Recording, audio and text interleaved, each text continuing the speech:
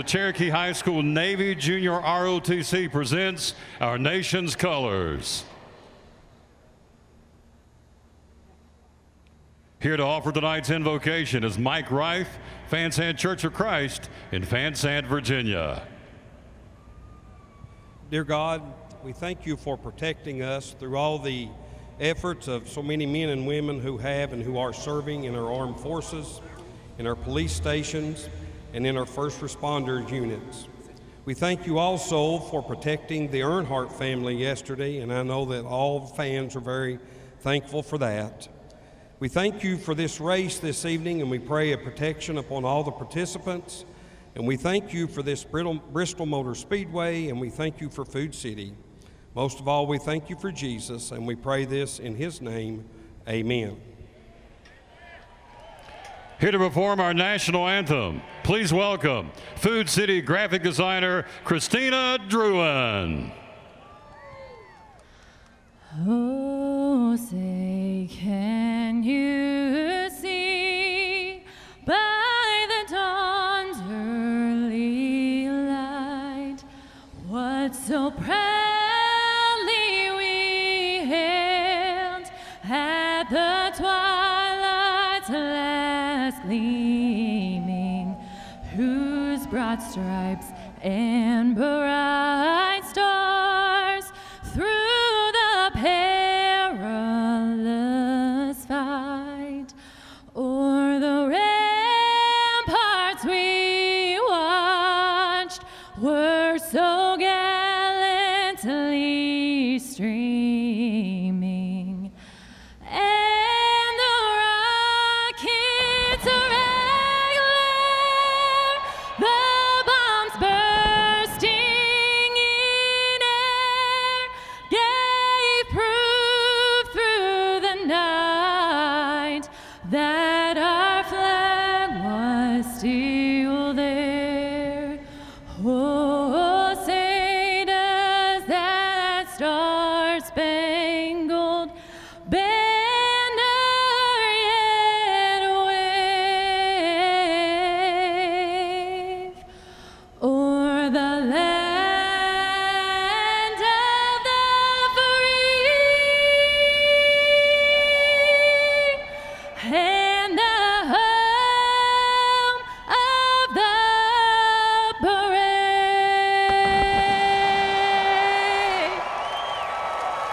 Let's hear it one more time for Christina Druin for her performance of our national anthem.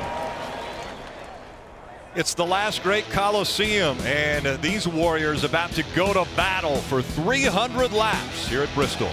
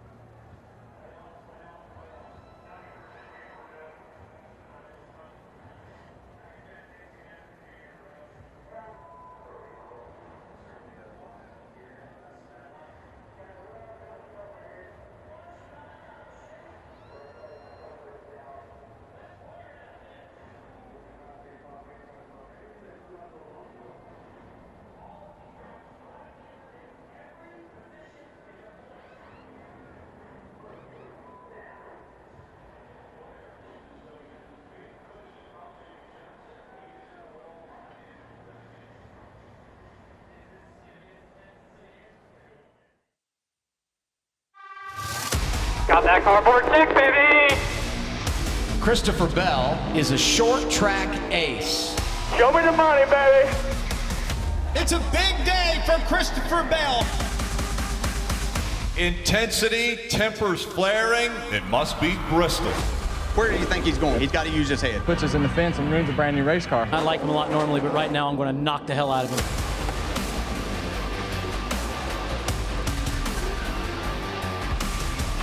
There's no other half-mile, high-banked, really fast, crazy racetrack that makes the drivers' blood boil like this place. Tempers flaring, blood boiling. We can't wait. Let's go trackside to Parker Kligerman.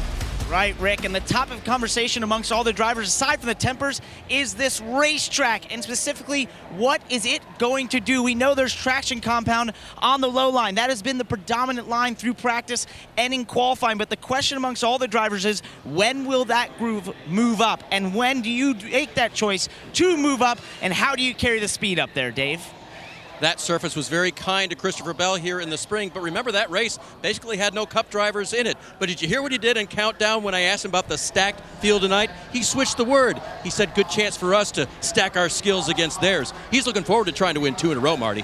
Well, Dave, you can't get further back than Tyler Reddick is starting today. That's because it took the 2 car 5 times to make it through inspection this afternoon. So they lost their car chief. They didn't get to qualify. They do start last. And also they have to serve a pass-through penalty at the start of the race. Randall Burnett, the crew chief, told me I think we'll be a lap down at that point. But I think we'll make it up. The coolest part of all, Kelly, he's got the helmet cam on. So we get to go and watch him go from the back to the front today. Well, Marty, at the other end of the grid is Austin Syndrich. He's coming off back-to-back wins, his first 2 career wins. If he can make it 3 straight today, he will make history. The 20-year-old ecstatic to out-qualify Kyle Busch to get the inside pole position, and now he's looking for a top 5 finish to help solidify himself as a championship contender.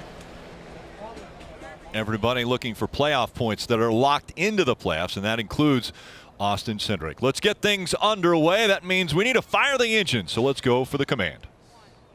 And now, for the most famous words in motorsports, please welcome your Grand Marshal, United States Senator Marsha Blackburn. Drivers, start your engines. All right, bud. All right, you crank when you're ready. All right, take it fired up when we're ready. You're going to be on that loud pedal all night here, so we'll give it a little bit of a break when you're ready. The loud pedal. Yes, it gets loud here at Bristol. Actually, right after the anthem was sung by Christina Druin, she was proposed to. Congratulations to that couple.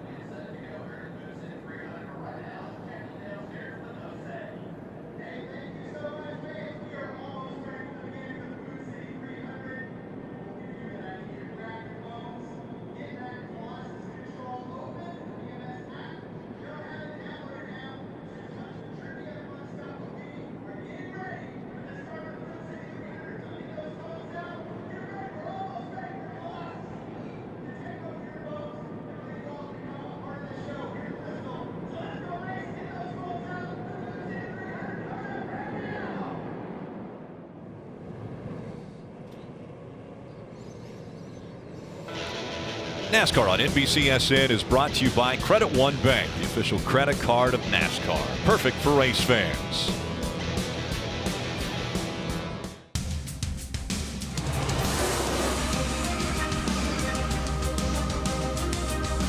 I know what I want to do. It's just a matter of me executing it now. Been a dominant afternoon for Christopher Bell. Austin Syndrich is going to get the biggest win of his life.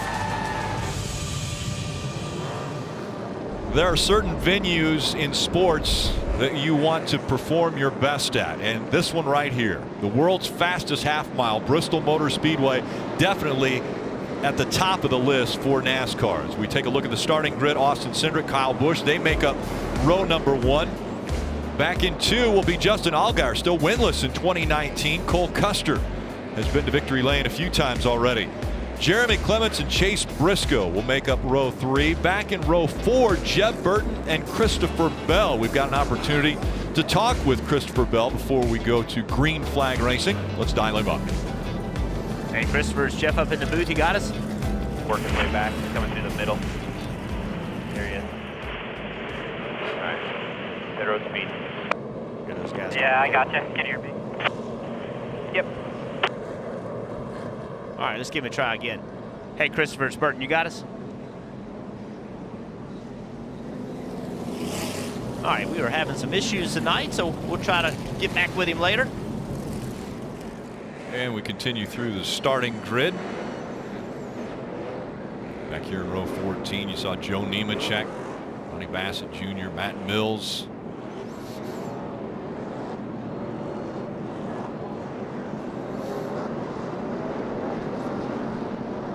Stephen Light, Tyler Reddick, you see him to the rear. They had an issue going through tech inspection, so he not only will go through to the rear, but also will have to come down pit road after he takes the green flag. We're going to ride along with a few different guys today. Yeah, Rick, we have Christopher Bell with the Toyota onboard camera. He's going to start 8th today. And you mentioned Tyler Reddick in the 2 car with his helmet cam. It's a great view. Not the view Tyler Reddick is looking for. He will start 38th with the Sunoco onboard camera all the way in the back. And how about this shot, guys? The bumper cam for Justin Haley, the leaf filter onboard. Shout out to all these teams. It takes extra work to put these cameras in. They're going out of their way to make the experience better for the fan. We're going to see, hopefully that leaf filter onboard will stay there the whole time. And then Jeb Burton with the state water heaters onboard camera, another front bumper camera. 2 front bumper cameras. What's the over-under on 2 still working at the end of the race? Bristol, man. I know, pretty low. That's pretty low. Jeb Burton just making his 4th start this year. Will be running for Junior Motorsports. You see already, prior to the green flag, they're already trying to get rubber put into that upper groove, especially the guys that are starting on that outside, because we saw last night in the Truck Series race, the bottom lane was the preferred lane on restarts. And, Christopher Bell back there starting in 8th. Noah behind him in 10th. They want to be able to get down on the bottom of the racetrack as soon as they can. Steve mentioned the 2 of Tyler Reddick starting way back in 38. Listen into his communications. All right, pal. We're going to put all this behind us. Sorry to put you in the hole, but we're going to have a lot of fun tonight. Great teams overcome problems like this, and that's what we're going to do tonight. We'll see you on top of the roof here in about 300 laps, pal. 10-4. I like it.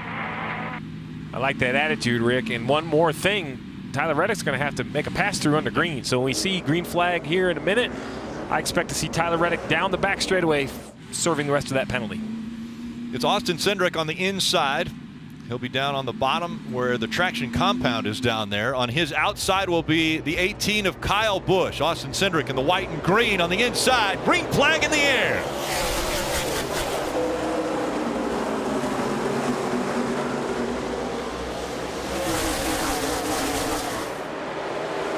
And quickly, Kyle Busch has the advantage.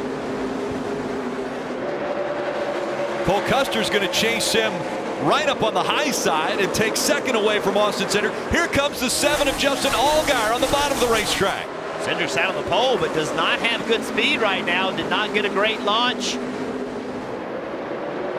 But that outside lane, it's much better early than I thought it would be. As I mentioned, the 2 of Tyler Reddick rolled down the back stretch. It looks like he'll be 1 lap down to the leaders. We'll keep you updated on his recovery from this penalty all night. Bristol normally a one-track, or it has been in the past, a one-track groove, or one-groove track where everyone will try to run on the bottom.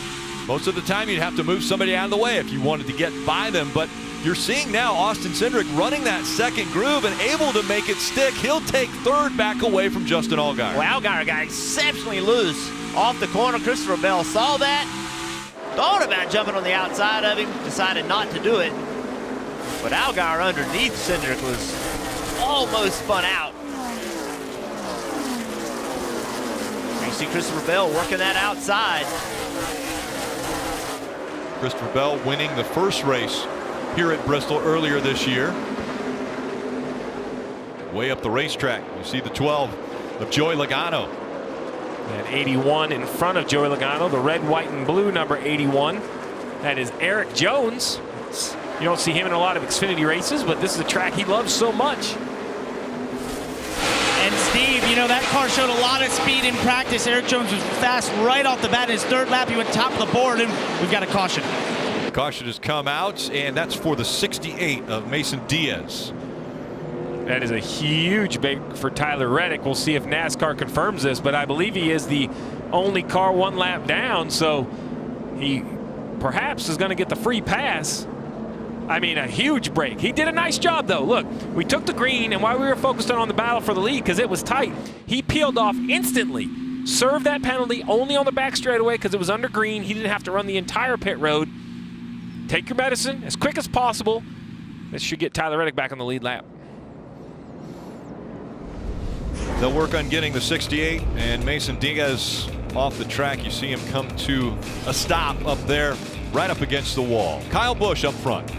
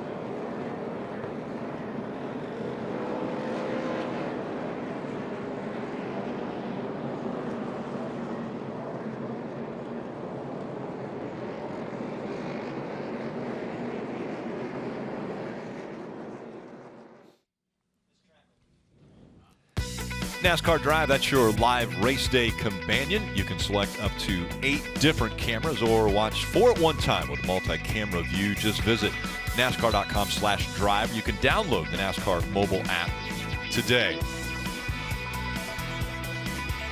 Beating and banging, normally the way it works at Bristol Motor Speedway.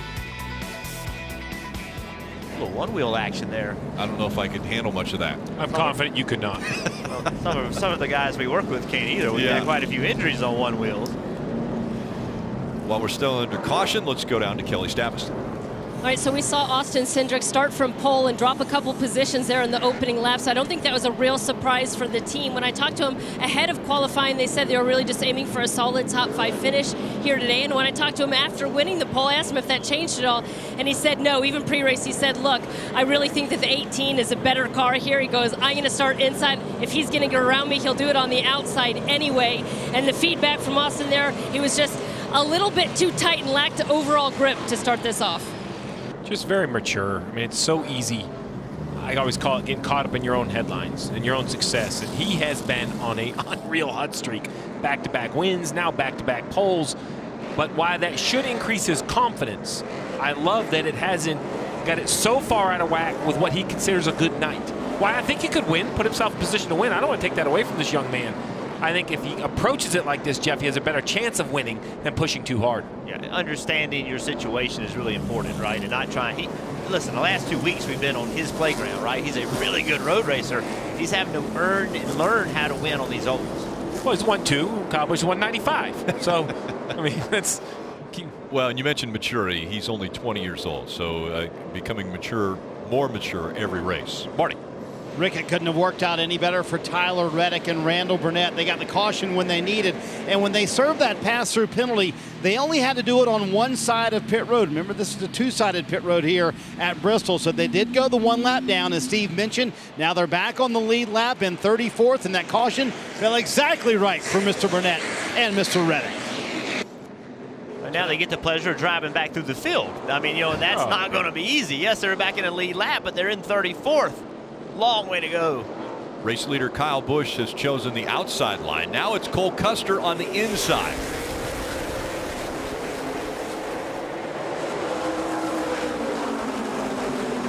Another great restart by the 7 of Justin Allgaier. He's all over the back bumper of that 18 of Kyle Busch. How aggressive does Allgaier get? Hasn't won yet in 2019. I talked to his crew chief, Jason Burdett, so disappointed here in the spring. A great car had a mechanical failure with the front wheel bearings that caused that 7 to fall out of the race. A track where he's so good that couldn't wait to get back. And look at this, 2 by 2 for 2, maybe 3 rows deep. Inside, Austin Syndrich in the 22. Outside, Chase Briscoe in the 98. Briscoe trying to hang on to that position. He's not going to be able to do it now. Here comes Christopher Bell in the 20. Front there, we see Cole Custer making a move on Allgaier. This is where we're really going to understand after a few laps if this top lane is as good. On the restart, sometimes you can just kind of sling it around there, because remember, you're not at full speed entering turn 1. But will this top lane work after you run a few laps? That's pretty good evidence right there. The 00 didn't easily drive by the 7. Allgaier's been able to hold him off for a couple laps.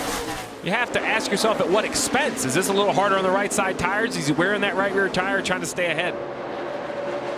Here comes Allgaier once again, forging ahead of the 00. And Allgaier running almost 2 grooves higher. Every lap, it seems like 2 more feet. Cole Custer hugging that bottom of the racetrack right along the apron. Right along with Christopher Bell and the Toyota onboard. And interesting, as soon as he could, Allgaier went to the bottom of the racetrack. He fended off. Now he's gone to the top. There, look at how Christopher Bell is.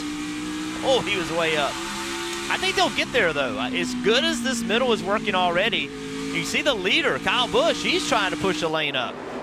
He goes high, and while he's going high, the 7 of Justin Allgaier closing the gap. So just so think about this. These cars have been here for 2 days.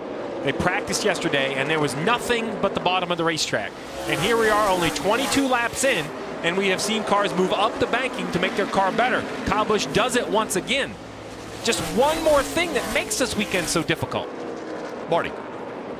We saw Kyle Busch move up. I asked him before the race, would you move up? He said, depends on the mood I'm in. Obviously, the 18 trying it right now. Behind him, Justin Allgaier also working that higher groove. There was a conversation on the radio about that. Out of the racetrack, like I don't feel like the PJ1's activated. So like I counted the front and the rears kind of all at the same time. Has anybody like fifth on back been able to make the top go at all? No, not yet. And that was Allgaier saying, I'm better in 1 and 2 than I am 3 and 4. But Jeff, we're seeing cars all over the track. Oh, and some tight racing there between two of the big three. And it seems like that kite groove kind of coming in, doesn't it? Yeah, we're going to see that all night long. Joe Nemechek in that 17 car. Nowhere to go, right? Where are you going to get? How are you going to try to get out of the way? And I thought Christopher Bell had that pass made until they ran up on Joe, and just nothing he could do. He had to slow down. Saw Christopher Bell get a little sideways there. That allowed Cole Custer to easily clear him. One thing, too, I want us to keep an eye on Christopher Bell. This spring race, we talked about, he won that race, but early in the race, he struggled. His car was not very good. He fought very, very loose. Keep an eye on this 20 to see if on long runs and later in this race, if that's where his strength was, because that's where it was in the spring.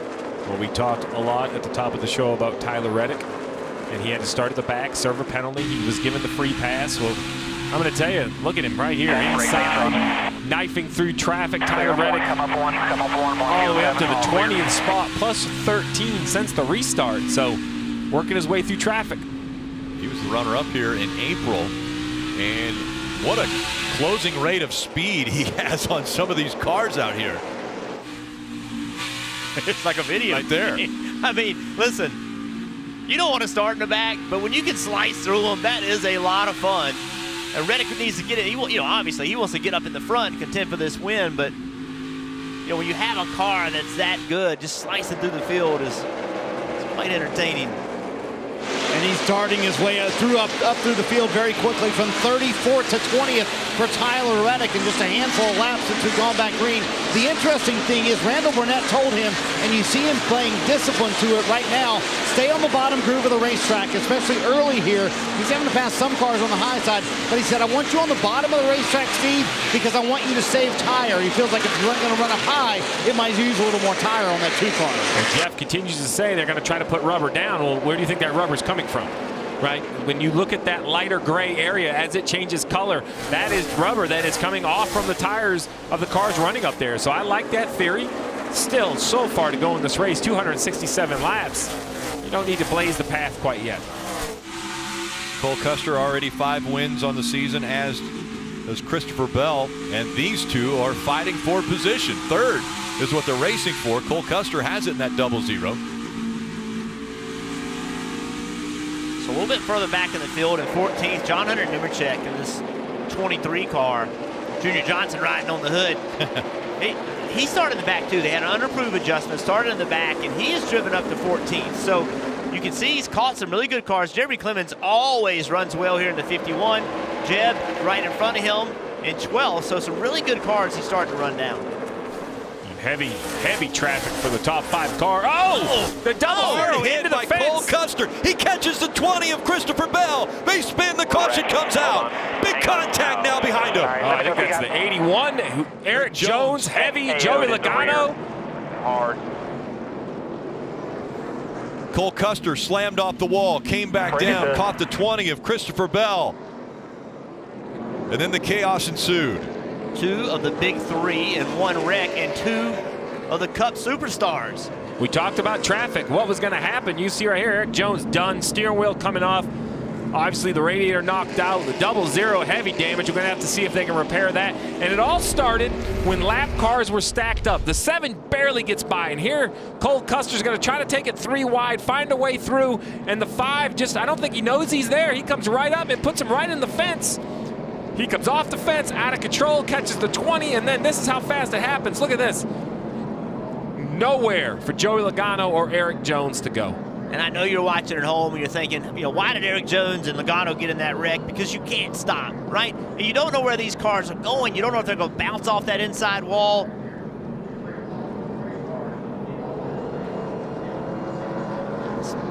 Cole Custer's going to be frustrated. Matt Mills in that 5 car just doesn't know he's there. He can't. The way he comes up the racetrack here, it's going to be a great view on board right here with Bell. Easy down. Lap 38. Hold on. We're wrecked. Hold on. Hang on. Man. Yeah, I hear what you're saying, Steve. It's lap 38, the time to go 3 wide. Yep, I hear you. I know Christopher Bell is pushing you. So right here, there's all but 3 wide. And yes, Matt Mills does not know he's there and gets him in the wall. Syndrich slicing his way through. Big break for Tyler Reddick. Yeah, Matt Mills he just did not know he was there at all.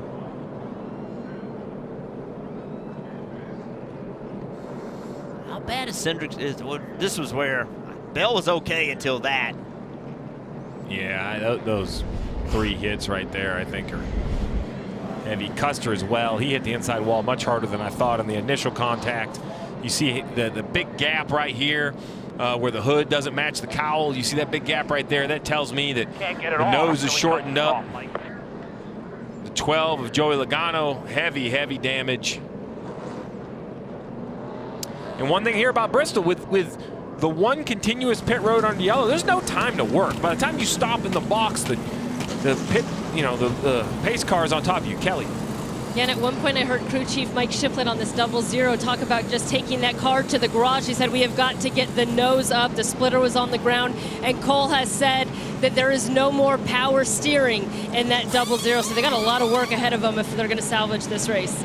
At this point in the season, where they're at in the playoffs, you really have to ask, do you want to beat your driver up around Bristol for 300 laps with no power steering? Now, you don't want to give a race up, Jeff. But just wasn't your night. And these guys are going to have to worry about the DVP. They've got to make sure to make all of these, I guess, fixes. If you can make a fix, put Band-Aids on these cars and try to make minimum speed after they do it. We'll take a quick break. Be right back to Bristol.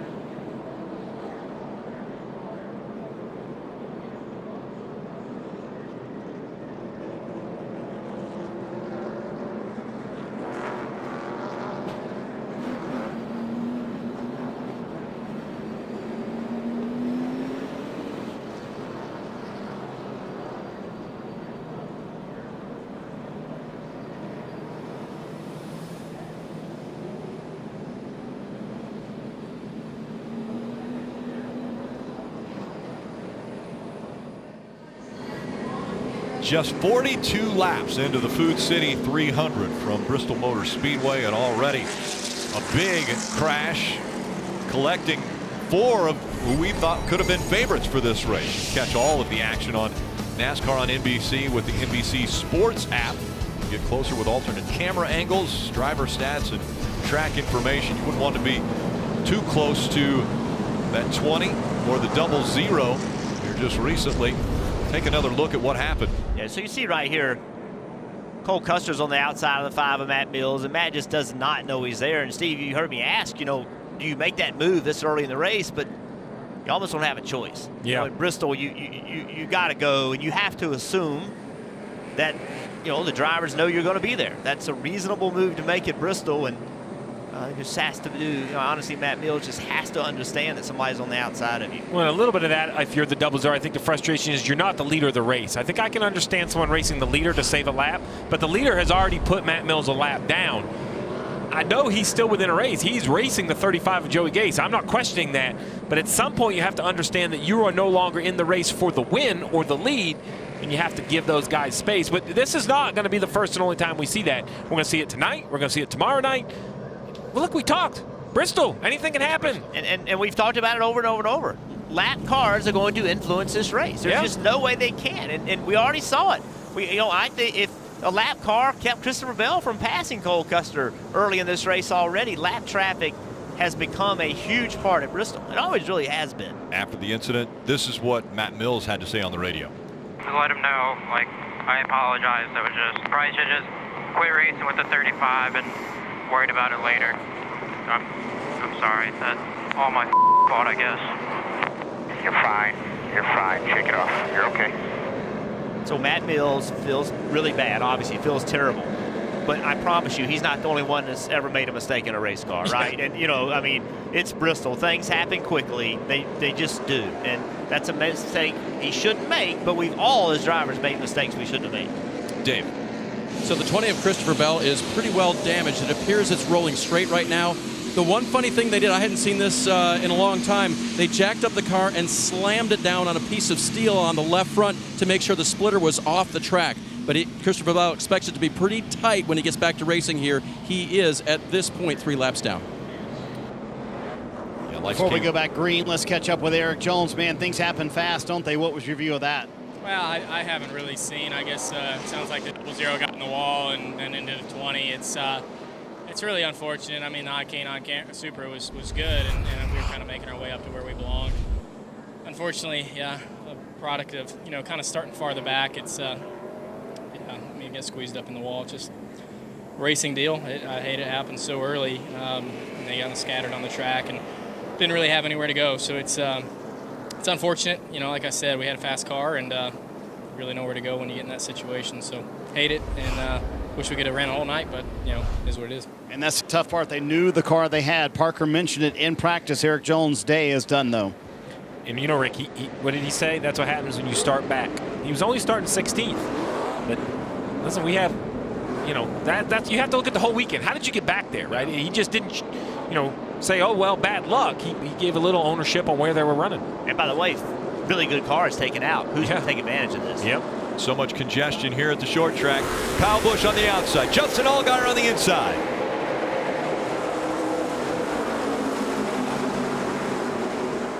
Oh, Nemechek had trouble getting in the corner, and they all stacked up. Tyler Reddick sneaks through on the bottom, that 2 car. Nemechek has some kind of an issue. He's really slow on the racetrack. Up high, and a car coming right up behind him quickly as the race for the lead continuing to heat up here. He's trying to get off the racetrack right now. You see the 23 very slow, John Hunter Nemechek. So disappointing. Oh, there he goes. And will he go all the way around? He saves it. Little contact there. Couldn't get onto pit road, though. CJ McLaughlin got into the back of John Hunter Nemechek. Now he's going to go around. It's in front of the leaders. And the caution will come out. Let it roll. Let it roll. So the third caution coming out with just 50 laps complete from here at Bristol. 35 still to go in stage 1.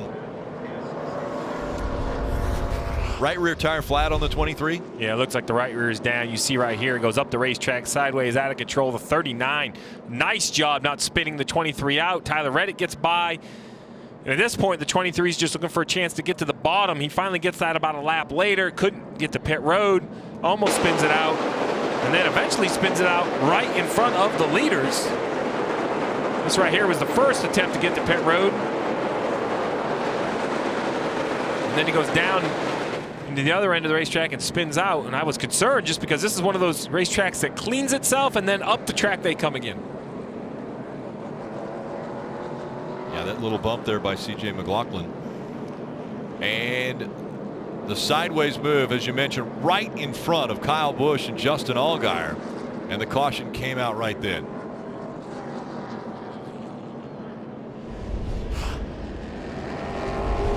Eventful start to this one. I was looking around to see if it was a full moon. I couldn't quite see it. It's not quite dark enough yet. You know what it is? It's Bristol. It's Bristol. It's just Bristol. So another caution. They will reset. And Kyle Busch and Allgaier once again will go to battle up front when we come back.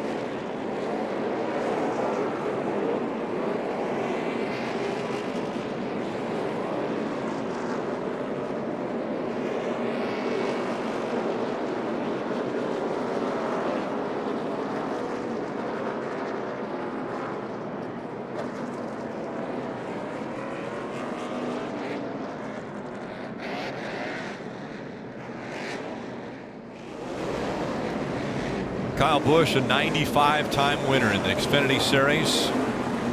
On the outside, then it's Justin Allgaier on the inside in the 7. Making up row 1, getting ready for the restart. 3 cautions already to start this race. Coming up on completing lap 55.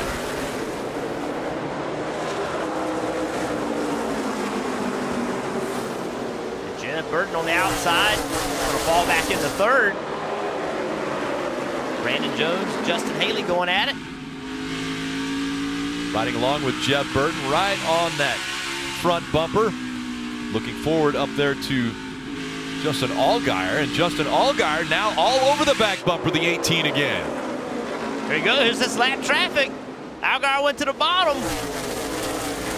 We're going to see it all night long. Allgaier trying to make that lower line work while Kyle Busch tries the high line here at Bristol. So what makes the lap traffic so difficult is they're just so far off the pace. I mean, they cleared him in one half of one set of corners. Here comes the 11. That's Justin Haley. Haley trying to get by Burton. I saw Jeb down in the middle of the corner of 3 and 4. His car got really loose. Here comes Allgaier again, fighting for that lead. How hungry is Justin Allgaier? Just got the nose in front of the 18. Can't quite complete this pass. Will he do it this time? Oh, so close. As a driver, you want to hear clear. He's going to clear him right here. Take it, take it, take it. Take it. He took it. Justin Allgaier out front at Bristol. And then back to the top of the racetrack. Even though he made the pass on the bottom, the 7 goes back to the top. Now the bottom of 1 and 2. We've seen that before, Jeff. Bottom of 1, then top of the other. Justin Allgaier out front. Kyle Busch running 2nd. Joey Logano out of the race with Marty. And out of the infield care center, man, you didn't have much time to react to that one, did you, Joey, in a short night? Yeah, it's a typical Bristol crash. You know, you see it in front of you, and you're on the brakes, but you can't stop quick enough. Things happen so quick here, and I was hoping they'd all stay on the bottom. And my spotter's yelling to go low. I just couldn't get down there in time, and just ended up getting caught up in it. So kind of stinks. I thought we had a pretty good snap-on Mustang, something that we were driving up through the field. Qualifying hurt us obviously, and that's probably what ultimately put us in the crash. But we were able to run our way up there. I'd like to see where we're going to be, but instead I'll be watching on NBC the rest of the race. A lot of the guys working on that high groove. How quickly do you think it'll come in, Joey? Pretty soon. It's already started to come in. It just takes a little bit of time for it to heat up. A few long runs, it'll definitely change up. Once that bottom recovers a little bit, everyone will start moving up pretty quick. You can see the leaders up there right now. So Logano with a little intel from the racetrack. All in the lead right now, Justin Allgaier, Rick. Yeah, 24 degrees of banking on the bottom of the racetrack, and it gradually increases to 28 degrees of banking as you get closer to the wall. So those guys leaning on a little bit more banking as they go up the racetrack. And Justin Allgaier just seems to have like a really good short run car. It takes off on the restarts, but then Kyle Busch kind of closes back in on him a little bit. We'll see as they go by the 00. You see him sparking from that earlier issue.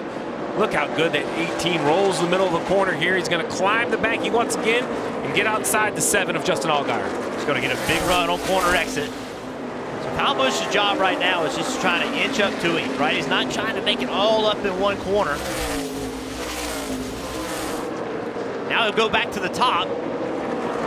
It's a cat and mouse game, isn't it? It is. And look at the 7, though. He doesn't come right to the wall. Like, he almost leaves a little bit of room, not knowing if the 18's there. I'm sure the spotter's telling him, but he knows how quick things happen, wants to make sure he doesn't misjudge it. One of the best, obviously, at this racetrack, Kyle Busch, 22 wins at this racetrack. He's had 5 wins in the Truck Series, 9 wins in the Xfinity Series, and 8 wins in the Cup Series. And now he is running 2nd to Allgaier. Well, I remember Justin led 138 laps here at Bristol, won both stages. Not a surprise to see Justin Allgaier running well. And I think this race for the 7 was one of the biggest races of the year. Winless so far in 2019. Had such a great year last year as we have another caution on the racetrack. Right here. This one's debris. So Allgaier will hold on to that top spot, even though it was getting pressured by the 18 of Kyle Busch.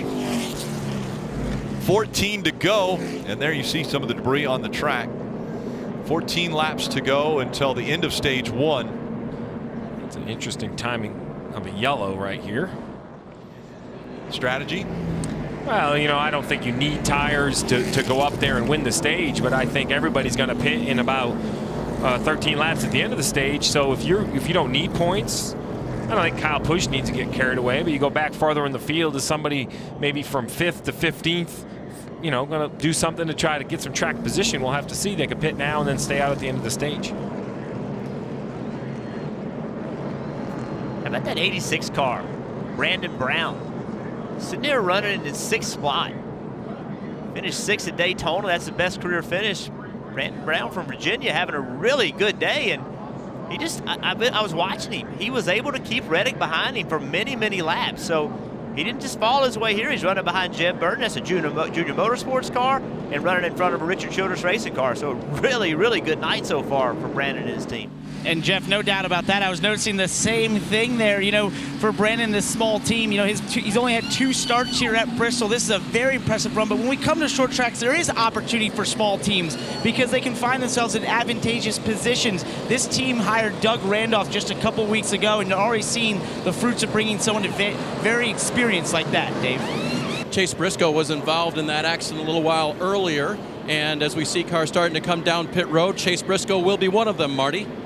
Interesting, some of the guys who are the Cup regulars coming down pit road, including Kyle Busch, a lot of the Xfinity Series regulars, including Justin Allgaier, staying out there. Kyle Busch's car, very good. Middle part of the run and on. They're going to take 4 Goodyear tires here, make an adjustment. Steve mentioned you can pit here, Kelly, 12 to go in the stage, and be in good shape and stay out at the end of the stage.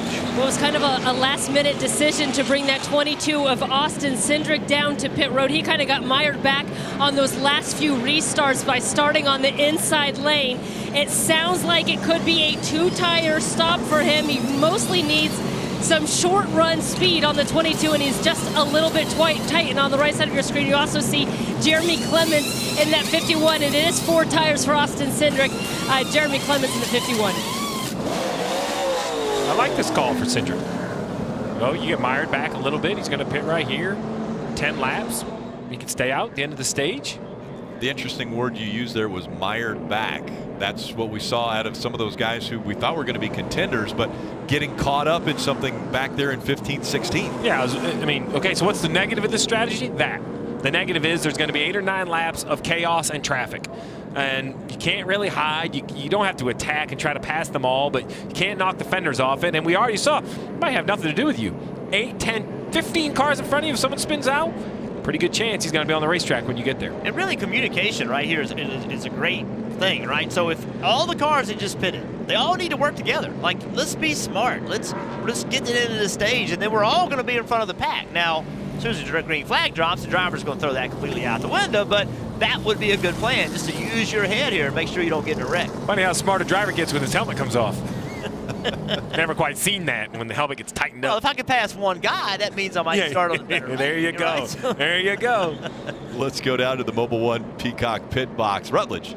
Rick, I'm down here right now, and I want to show you guys something. Right now, the cars are going past. They're still under caution. In just a minute, we're going to come back, and I'm going to try to talk to you guys while we're under greens. You can see the obvious volume difference that exists. Right now, my insides are not shaking. In a minute, they will be. Do you have ear protection, Rut? Ear protection? Oh, okay, good. It gets loud. Rut said, huh? How about this? Think about, you want to talk about a moral victory? Outside row 2. Tyler Reddick. He chose to stay out. If he could somehow steal stage 1 win, starting last, drive-through penalty. And Cole Custer and Christopher Bell both in a wreck. Yeah, 2 of his closest competitors running for the regular season championship in the Xfinity Series. Well, we got to keep our eye back in the pack. You mentioned it, 9 laps to go. We're going to have to watch Kyle Busch and all those cars just to make sure they can safely get to the end of this stage. Kyle Busch starting 16th, Jeb 17th. Let's see where they get to. Allgaier on the outside in the 7. Brandon Jones on the inside in the 19. Brandon did not get a good start. Tyler Reddick did, running that higher line. Let's see if that momentum will help him. And how about the 39 of Ryan Sieg up here in the top 4? Oh, Reddick got a huge launch off the exit of turn 4. I can promise you he's not scared to run up top. All right, Rutt, can you still hear down there? Yeah, Rick, here they go. They're coming by me right now.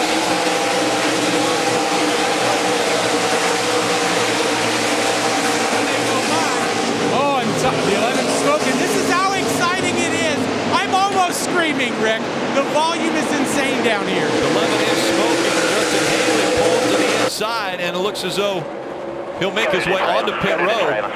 Oh, yeah, coming out of the tailpipes. That is usually terminal for the 11 as we see Tyler Reddick make a move to the inside of Allgaier with 5 to go in the stage from last to first. Can he win stage 1? Tyler Reddick to the inside, trying to take that position away. Brandon Jones in the 19, watching these two battle in front of him. He catches the 7. Here comes the 19. Tyler goes around. Caution comes out. Oh, Tyler. Those are the mistakes that we have not seen Tyler Reddick make early this year, but as of late, as they've started to not be quite as quick, we've started to see Reddick push a little bit harder and start to make those mistakes again. Good run right here. Then he just simply drives way down too deep in the corner, loses the back of the car, Allgaier in the wall. Brandon Jones went right by. Yeah, Brandon Jones, I think, will be the leader. I don't think the 7 made hard contact. This would be a great look. Let's watch that 7. Man, I don't even know if he even caught the wall. That was a good slide job right up to the cushion. That's a great job. And Brandon Jones is like, thank you, guys. Yeah, hey, I'm going to take this. All night. Watch this look right here. You got to see a huge correction. Roll him up a little bit here. 2 back 19. Still door. Here, hang on. Gas it up. Lock it down now. Lock it.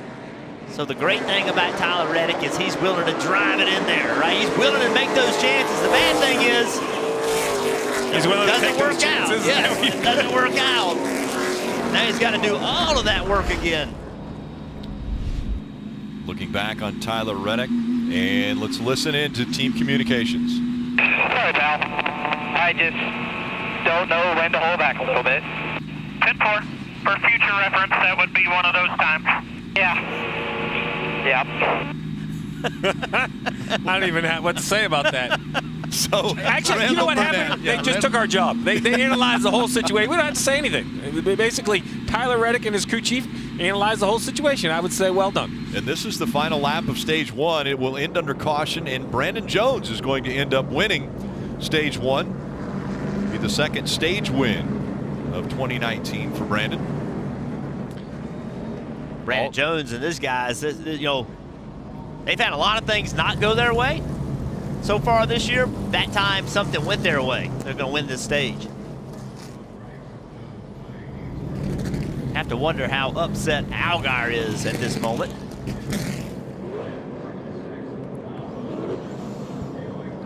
So Brandon Jones wins stage 1. The 22-year-old from Atlanta, Georgia. See the team feeling pretty good about getting by that battle in front of them. We'll see them on pit road as well as quite a few others when we come back to Bristol.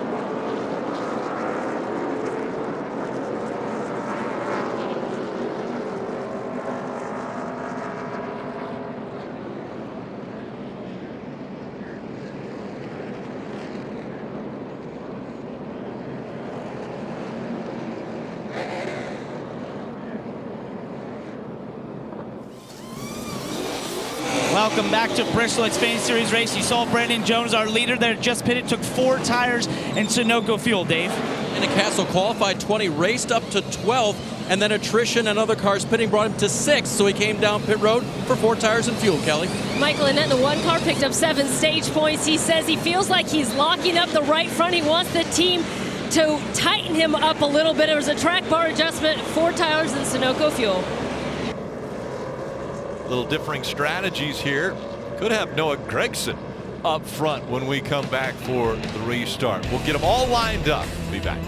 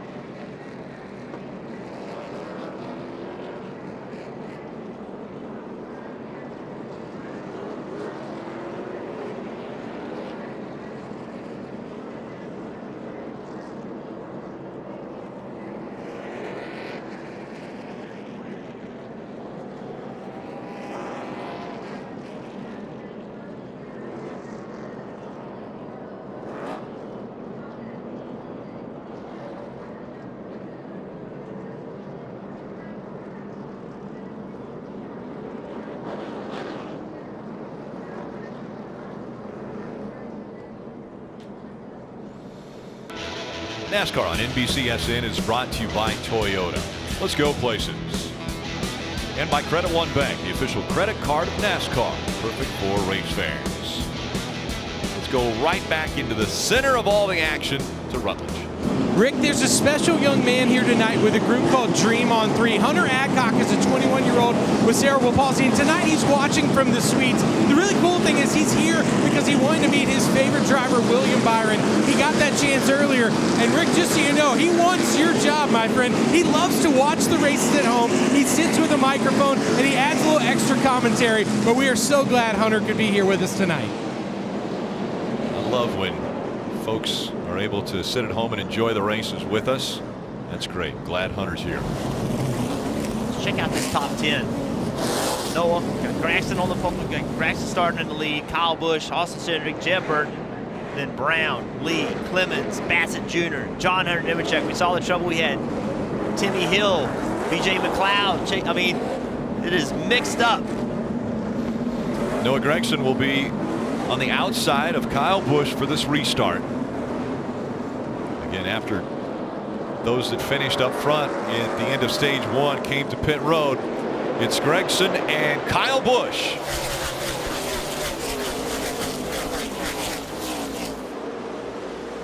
Gragson diving down as he went into turns 1 and 2, trying to really pin down that 18. Now he runs a little bit higher through 3 and 4.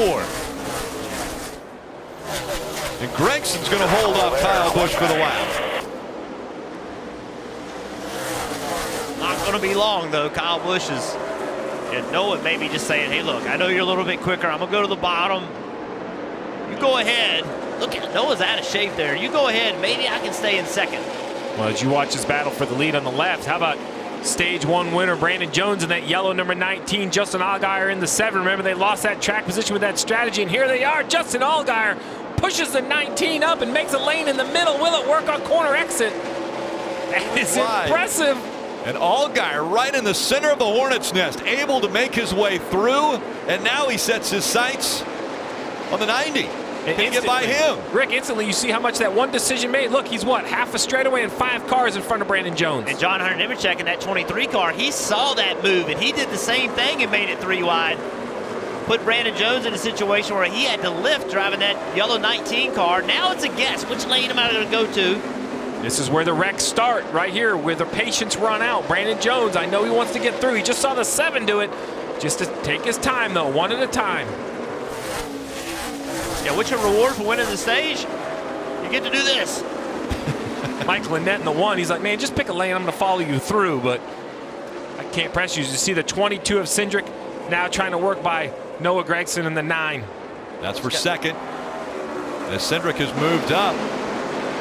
Here again, look at Allgaier right in the middle of this. Excuse me, coming through. And you saw Brandon Jones in that yellow car. He tried to do it, but John Hunter was there. Then John Hunter made it 3 wide. And so the 7 was able to get past all of that. Here comes Brandon Jones in that 19. He'll try to get by the 23. Well, that's taking place. Jeff Burton in the 8s. Trying to chase down Noah Gragson in the 9. 2 Junior Motorsports teammates this evening on board the bumper cam. Watch this right here. You want to talk about Bristol? Look at that rear bumper of Gragson. Look how far it is off the racetrack on the straightaways, right? There's no load. It's like driving down the interstate right there. What is it, a foot and a half? But then look right here as he goes down to the corner, it squishes right down. You see the daylight disappear, that bumper right against the racetrack. That's how much load is squishing down on the back of that race car in the corners.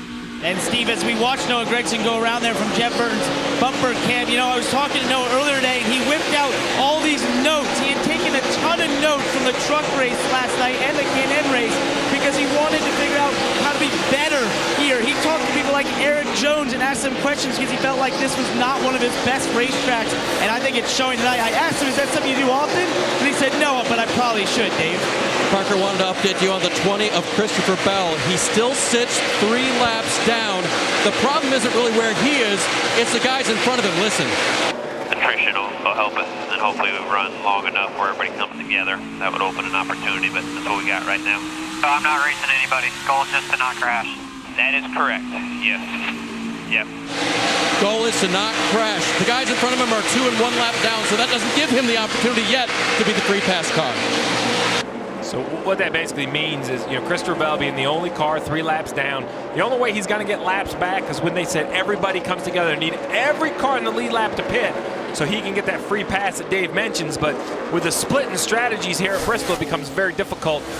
You know, rarely do we see everyone pit at the same time, with, you know, especially with these shorter stages. Good battle here. Brandon Brown in the 86 just in front of Brandon Jones in the 19. And then Chase Briscoe in the 98 working that higher line. I am just so impressed with Brandon Brown and what this team is doing tonight. Oh, look who they're racing with. 3 wide. Oh, lap traffic. Lap traffic comes into play.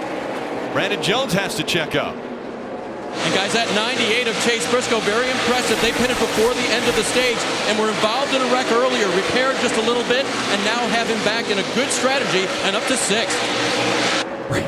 Brandon Jones cannot catch a break with traffic. He is on the wrong side of whichever car they are trying to go by. And he had just worked by John Hunter Nemechek. Now he's going to have to do it again. Trying to go by Brandon Brown now. And he's able to clear him. Up front, Kyle Busch has a 1.6 second lead over Austin Syndrich, who's moved up into that number 2 spot as we go NASCAR nonstop.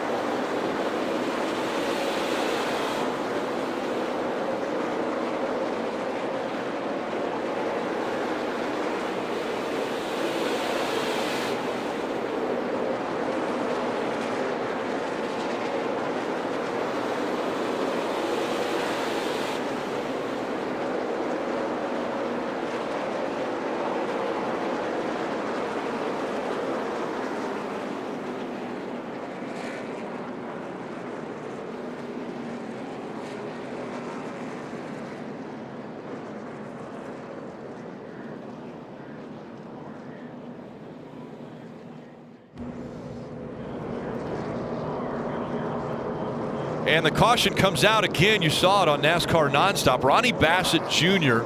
into the barrels. You see the left rear completely off that car. Yeah, not just the wheel, everything. The wheel, the hub, the axle's laying on the asphalt.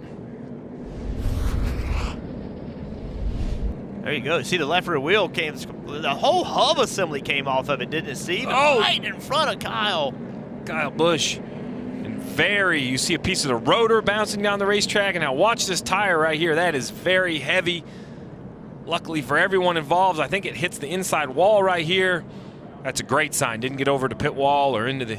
But look at this for Kyle Busch. He's just cruising around the top. About a 3-second lead, and right in front of him, look at the sparks. Locked that left front tire up, though. If we go back and watch that again, the left front tire on the 18 was locked up for quite a while. I don't know if he feels he's going to have to come down pit road. Maybe flat spot at that left front tire.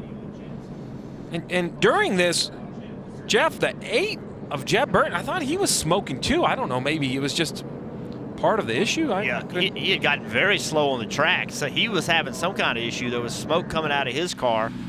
Remember, he was running in about 4th position, and now he's all the way back. He's in 10th. They're going to have to red flag this race. They're going to have to fix those sand barrels. Parker. And Jeff, I was just talking to the team for Jeff Burton. It sounds like some sort of brake issue maybe. He says the brake pedal is going to the floor and that they may be pumping out the fluid. So the team has told them, don't touch the brake, try to come to a stop here on this red flag without using it. Maybe we can clamp the line, but obviously some sort of issue in terms of brakes. Well, at Parker, let's remember that Justin Allgaier, we've said it multiple times how good he ran in the spring. He reported a brake issue on that car, ended up being a wheel bearing or a hub issue that caused a brake issue. The reason I mentioned that, the 8 car is also a Junior Motorsports car. We'll have to continue to keep an eye on that to see if A, it's something they can repair, and B, if it's related to anything they had for a problem in the spring with the 7 car. Very close call here. Ronnie Bassett Jr. in the 90 was spinning right in front of the 18. Here was Rowdy's radio. Can we get the right side? Locked him up and slid him for a little bit. Just barely touched the outside wall. I think it's okay. 10-4, field out under caution here. Let us know if you need to come down. And since then, Kyle Busch has said on the radio, it feels fine to me, so they're going to leave him out here in this situation, so the body feels good. And he said, I don't feel like there's any tire rub on the right rear. You do see where the Goodyear is rubbed off, though, but Kyle not too concerned about that, leading right here under red flag at Bristol. And you have the Goodyear rubbed off. Look at that right there, a hub and half a brake rotor. You see the axle grease still in it. That whole assembly NASCAR broke off the car. That gentleman right Jerry. there. Yeah, Jerry Caproth in the blue shirt. He works for NASCAR, an executive at NASCAR. I'm sure they're going to want to take it. NASCAR always looks at something like this, try to understand what the failure is, because I can assure you they do not like to see tires bouncing at it. That's why the loose lug nut penalty, we hear about them all the time. Why that is so severe is for this reason. Because normally when you see a wheel leave a race car, it's because it broke, it was loose. This is completely different. It is well secured onto the hub. But look right there, 5 lug nuts and a hub bolted to it. But the entire assembly came off there. That has to be 75 for the tire. And I mean, that's 125, 150 pounds worth of equipment bouncing down the racetrack. Yeah, we saw it moving at about 100 miles an hour when it was coming into the turn. So under caution, actually under a red flag, there's the wheel flying off right in front of the 18 of Kyle Busch.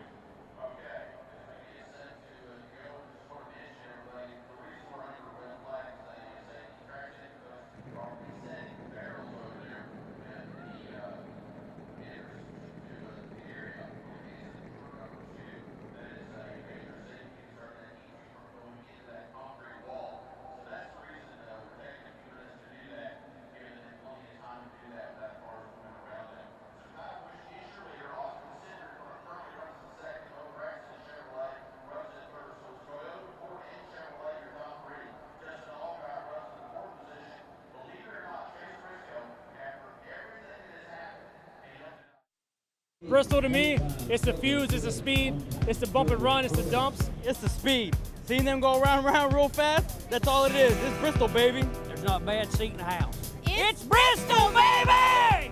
It's Bristol, baby! Bristol to me, it's like it's got to be on your bucket list, you know? Just feeling the cars, the roar of the engines, and just feeling the vibrations through your whole body. It's electric, nothing that you'd ever forget. You know, it's Bristol, baby. That's why we come here. That's what it's all about. Fans love this place, the world's fastest half mile. And tomorrow night on NBCSN, it's the Monster Energy Cup Series. They'll be racing from right here at the Last Great Coliseum. That race coverage beginning at 7:30 p.m. Eastern. Hey, Rick, if the full moon was yesterday, tomorrow will only be 2 days away, so I don't expect it to be any calmer. 49 laps to go in stage 2, and it's Kyle Busch out front. Marty. So Tyler Reddick's had an eventful night. Here's the conversation between Randall Burnett and Tyler Reddick just a moment ago. Take a listen. I'm trying to get your mom's blood pressure down here on top of the pit box.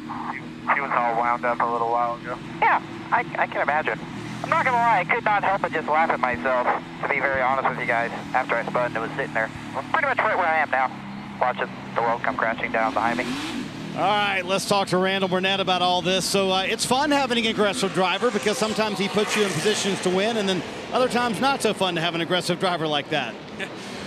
Yeah, that was one of the times we could probably practice a little more patience, but it's okay. We made it exciting for the fans to watch. I'm sure we've had an eventful evening from the back to the front, pass-through penalty, all that jazz. So our car's really fast. Chevy Tame the Beast Camaro is really fast. Almost as fast as Xfinity internet service, but we'll keep working on it.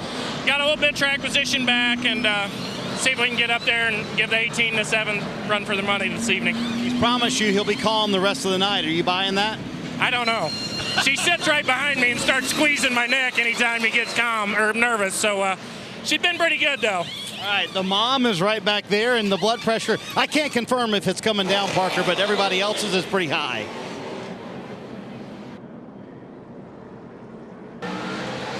Hey guys, you had Jeff Burton on pit road. The team looked under the hood. They said there's definitely something messed up in the brakes. They did what they could underneath there, made some adjustments, and now he's back on the track. We'll see how it goes here when it gets under green.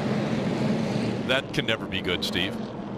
No, it puts Jeb in a very tough situation. Why? It's not Martinsville. They're not heavy on the brake. You still use the brake to control your car, to work through traffic. We're going to see the 8 come back down pit road again here. We'll see what they do. Looks like they're going back to the right front corner. I need a right side check though. Jack the right side up. Let's see what we're going to do. It's really disappointing for Jeb because he doesn't get to race that much, right? He's done a nice job. LS Tractor's been a partner of his, and they just don't get to be on racetrack a whole lot. And you know, when you have these problems, and he was having a good night, you know, running well. 3 previous races in the Xfinity Series this year, all 3 of them top 10 finishes. So Jeb, whenever he gets behind the wheel, he does an exceptional job. And this is going to cost him a bunch of time as we see the big 3 tonight. Christopher Bell, that crash on lap 37. Cole Custer was in the same accident. And Tyler Reddick has basically created his entire own highlight reel. He's passed about 37 cars when he was able to get up to the front, and then fell back again. Now trying to come back up to the front. And more to come. And more to come. Kyle Busch on the outside. Austin Syndrich will be on the inside for this restart. Spinning the tires, Austin Syndrich. A little bit loose there, and Noah Gragson was right on his back bumper.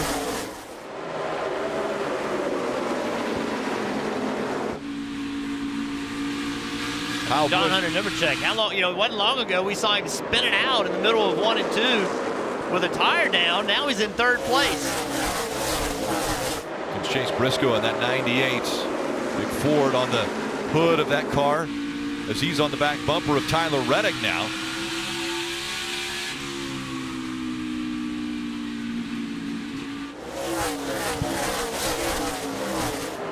It's Kyle Busch, Justin Allgaier, John Hunter Nemechek, Austin Syndrich, Reddick, Gragson, and Briscoe all thrown together right here.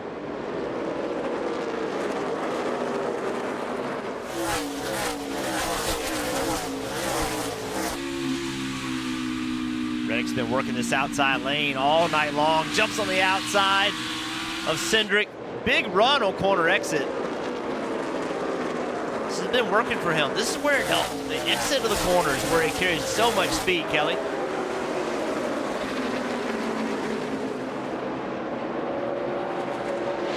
Hey guys, Austin Syndrich under that red flag was able to tell his team he feels like he has the best car that he has had all weekend. Although you see when he restarts on that inside lane, he struggles to get going and he lost a couple of spots immediately. But when he was running second behind the 18, they actually told him he was faster than Kyle Busch in turns 1 and 2. They told him he needs to work on getting through lap traffic a bit better, Dave. And just to follow up on Jeff wondering about that tire situation with John Hunter Nemechek, it came off the car. The Goodyear official looked at it, talked to crew chief Chad Norris, and Chad kind of said, what is that? Because a whole layer had peeled around the middle of the tire, all the way around the tire.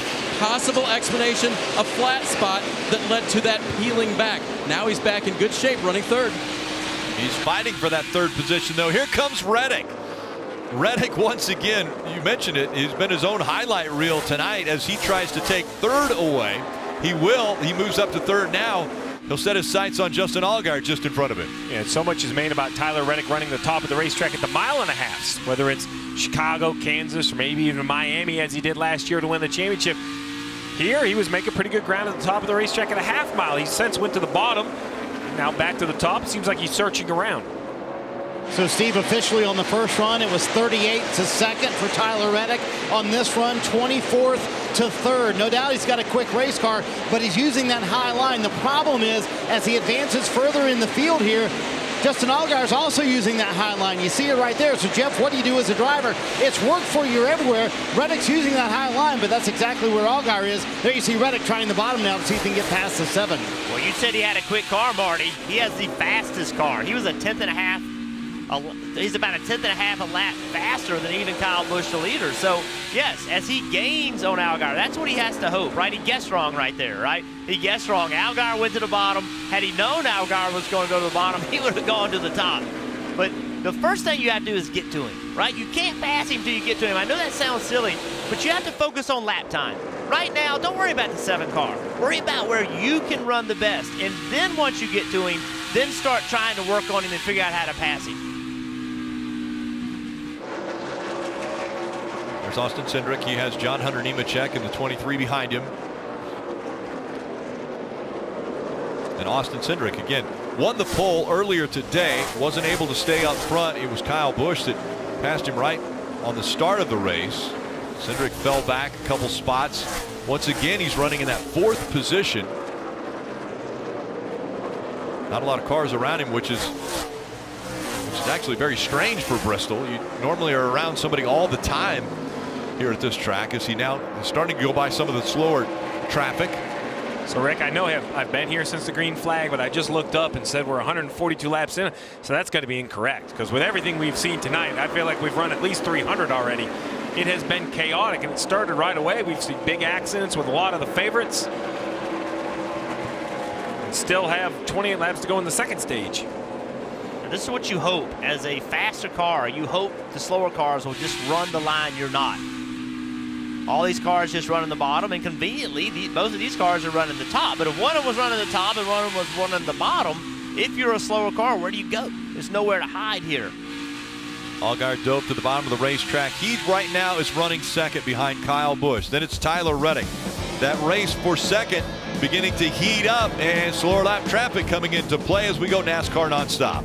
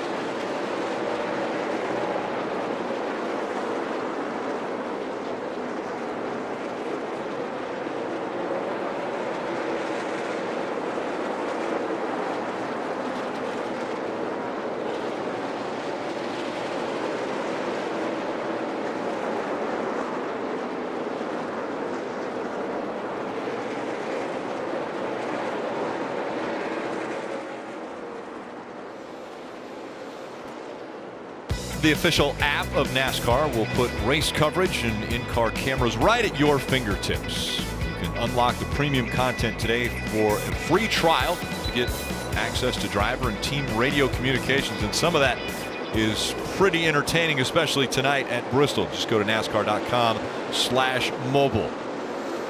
Kyle Busch still up front, and Allgaier and Reddick haven't settled it yet for second. Then there's Noah Gragson and Brandon Jones, those guys fighting for position, as well as Michael Annett, Chase Briscoe. Battles all over the racetrack. Parker. Guys, Jeb Burton was having such a good run. Jeb, we heard something was going wrong with the brakes. What could you feel inside the race car? What was inevitably the problem? I think a hub burned up. I think the 7 had the same problem here in the spring. It's unfortunate, don't get many opportunities, but really appreciate LS Tractor, State Water Heaters, and Alsco. We had a top 7 car. I was just a little too free, but it's just a racing incident, and we'll move on and try to go get them in Indy. And Steve, you called it. It was the same, maybe the same issues that 7 car had in the spring. Yeah, this organization is going to have to find that out. I mean, it's one thing to have a mechanical failure, but if it is indeed the same issue, 2 Bristol races in a row, they're going to have to find that out. You just, at this level of motorsports, you cannot have those type of issues. How worried are you if you're Noah Gragson or Justin Allgaier? And we see Allgaier getting a lot closer now to Kyle Busch for this lead. And not as nervous as the crew chiefs. The drivers don't know yet, but here's Justin Allgaier on the rear bumper of the 18, Jeff. Well, Kyle Busch has not been able to pass his 4 of Landon Castle. He has been working and working, but has not found a way to do it. Clears him there. That pulled Allgaier to him. And, of course, right behind him is Reddick. Now Allgaier going to go 3 wide again. He's not scared. No, he's not. Decided not to. Good decision. This is a decision. So here's Reddick. He's on the outside. 2 lap cars on the outside. He's still going to pop the outside of the 7 to see what happens. Maybe these cars have a problem. Maybe he can take advantage of it. There you go. Allgaier has a problem. Does not have a good launch. So even though he followed the lap cars, he was able to clear Allgaier. Allgaier fighting back. Again, that's for second. Reddick has it now. Allgaier not giving up. And Reddick will clear him, and so Reddick moves up to second. That's a chance you take, right? So Reddick took a chance, followed the lap cars, really had nothing to lose by jumping up on the outside, and it worked out for him. As these 2 battled, you don't see the 18 anymore because he has extended that lead to almost 1.5 seconds out in front. Just by getting through that traffic. That's crazy how much gap he was able to put on. Shane Lee making it difficult in the 28 for Tyler Reddick to get by. And now Allgaier in the 7 works the bottom of the racetrack. They will both clear Shane Lee. So Reddick up to second, Allgaier running 3rd. Back behind him a little bit further, Austin Syndrich, John Hunter Nemechek, all in the top 5. And look at this run. Allgaier trying that bottom. Not making it work this time.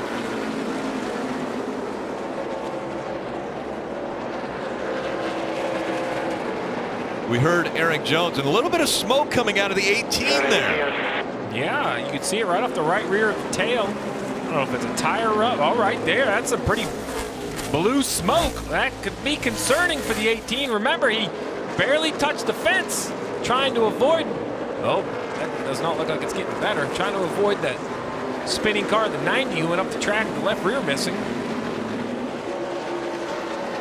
Well, the 9. Gregson's slow. Yeah, it looks like the right rear doesn't have any lettering on it. I don't know if he's gotten to the fence. Sparks coming out from behind that. Still more smoke coming out from behind the 18. Hearing the right front flat on the 9, and the 18 is going to make it all the way to the end of the stage. He will win stage 2. It's Kyle Busch, Tyler Reddick, Justin Allgaier, Austin Syndrich, John Hunter Nemechek. Yeah, a lot of smoke. It's done, man. I'm going to the garage. He broke the motor. And there you go. Yep, he said it's done. I'm going to the garage. Kyle Busch said, I'll meet you at the truck. An engine failure for him. He said, it's not going to last. So that's an engine failure. They're done for the night. Crazy. Just won the stage. We talk about at the top of the show all the big stars in this race, and all of them have had issues. The door has never been bigger wide open for one of these Xfinity guys to go to victory lane. How hard is it on the mechanical parts of these cars? Well, that's it right there.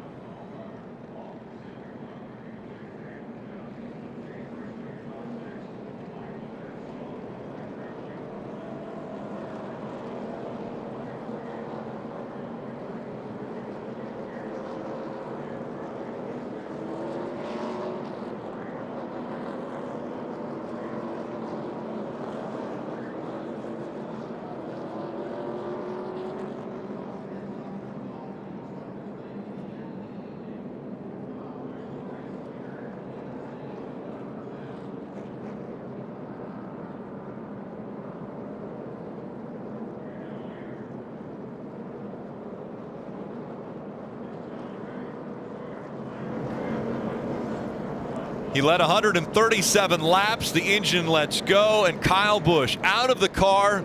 Not a chance to win tonight at Bristol. We thought it was once tire smoke, but then as soon as he lifted out of the gas at the end of that stage, you saw the smoke come out the tailpipes. We see Marty Snyder down there in the middle of it. Wow, how crazy was that? He ever won a stage and had to pull in the garage immediately like that? Did it do anything before that, Kyle? No, it just all of a sudden started about 5-6 laps before the stage ended. Just coming off the corner, I got back to the gas and it broke, and just tried to limp it home, and that was all she had. So tough day for our Juniper Supra. It was really, really fast. It was really, really good, and we're always good here. So you know, it's nice to have a solid run. But man, these guys have had a bad month, and I was hoping to get them a win to get them back in the owner's deal, but just not meant to be. So try again tomorrow. Try to get Bristol win number 23 tomorrow. You see the pit stops happening on the backstretch right now. Tyler Reddick on the left-hand side of your screen said the balance is good. He's still a little bit worried. Remember, he made contact early in the race. Is that grill banged in? They're running about 250 on the water. Meanwhile, Justin Allgaier, for him, he said too free on that first run, but no front turn on that run. Maybe they went too far on that adjustment. You saw their wedge adjustment, Dave. Fourth place, John Hunter Nemechek in the 23. He'll get an adjustment because his car is a little free on entry when he's at the bottom of the corner. As far as the 98 of Chase Briscoe, he wants more of the same. He was a little tight. They made a wedge adjustment. It worked for him last time. They give him more, Kelly.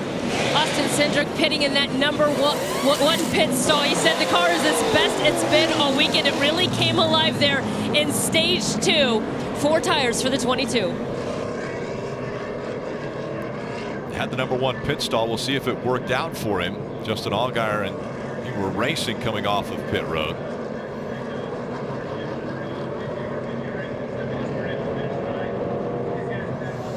While they are resetting the field, let's go to Rutledge. Rick, you know, there's so much racing that goes on around Tennessee. This seems like a great time to show everybody some of those My Track, My Routes that we love to talk about. Give some love to the smaller tracks. Let's take a look at some of those for this week. We got to start out, of course, talking about Devil's Bowl Speedway up there in Vermont. That's Matt Shepard there. Myrtle Beach Speedway in South Carolina. We got Double X Speedway out in Missouri and Wake County Speedway in North Carolina. You know, Matt Shepard, he actually won 3 different races, 3 days at 3 tracks. One was, of course, our friends at Outlaw Speedway Friday night. Then he was at Lands of Legend Speedway in New York on Saturday night, Devil's Bowl on Sunday. Matt Shepard, you are a bad mammer jammer, my friend. My Track, My Routes, guys. Can we quote you on that, Rutledge? You know you can. Okay, he should put it on a shirt. Yeah, that's right. Yeah, 3 different tracks, 3 wins. Very impressive. And after all of the pit stops take place, and remember, race leader and stage 2 winner Kyle Busch now in the infield. So his night is done. He's out of contention. So Tyler Reddick, Austin Syndrich.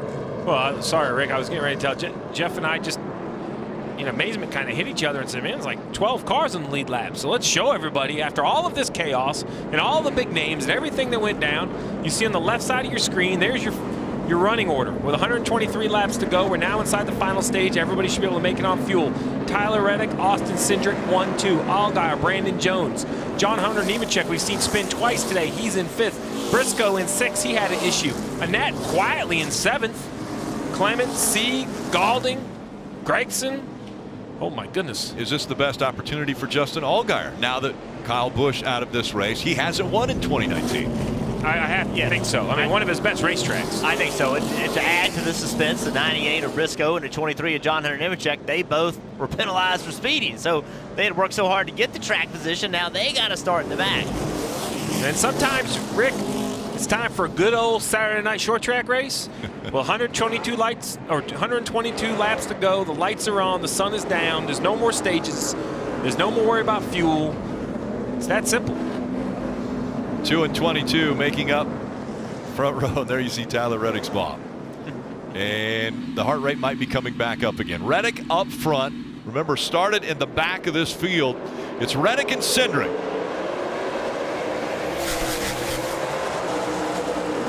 Look at Allgaier right away. Forcing the issue, trying to get up there and challenge. Contact made between he and Austin Syndrich. That 7 car has unreal short run speed. We'll see if they've made adjustments to the outside of the 2 in one set of corners and will clear him into turn 1. Wow, that is impressive.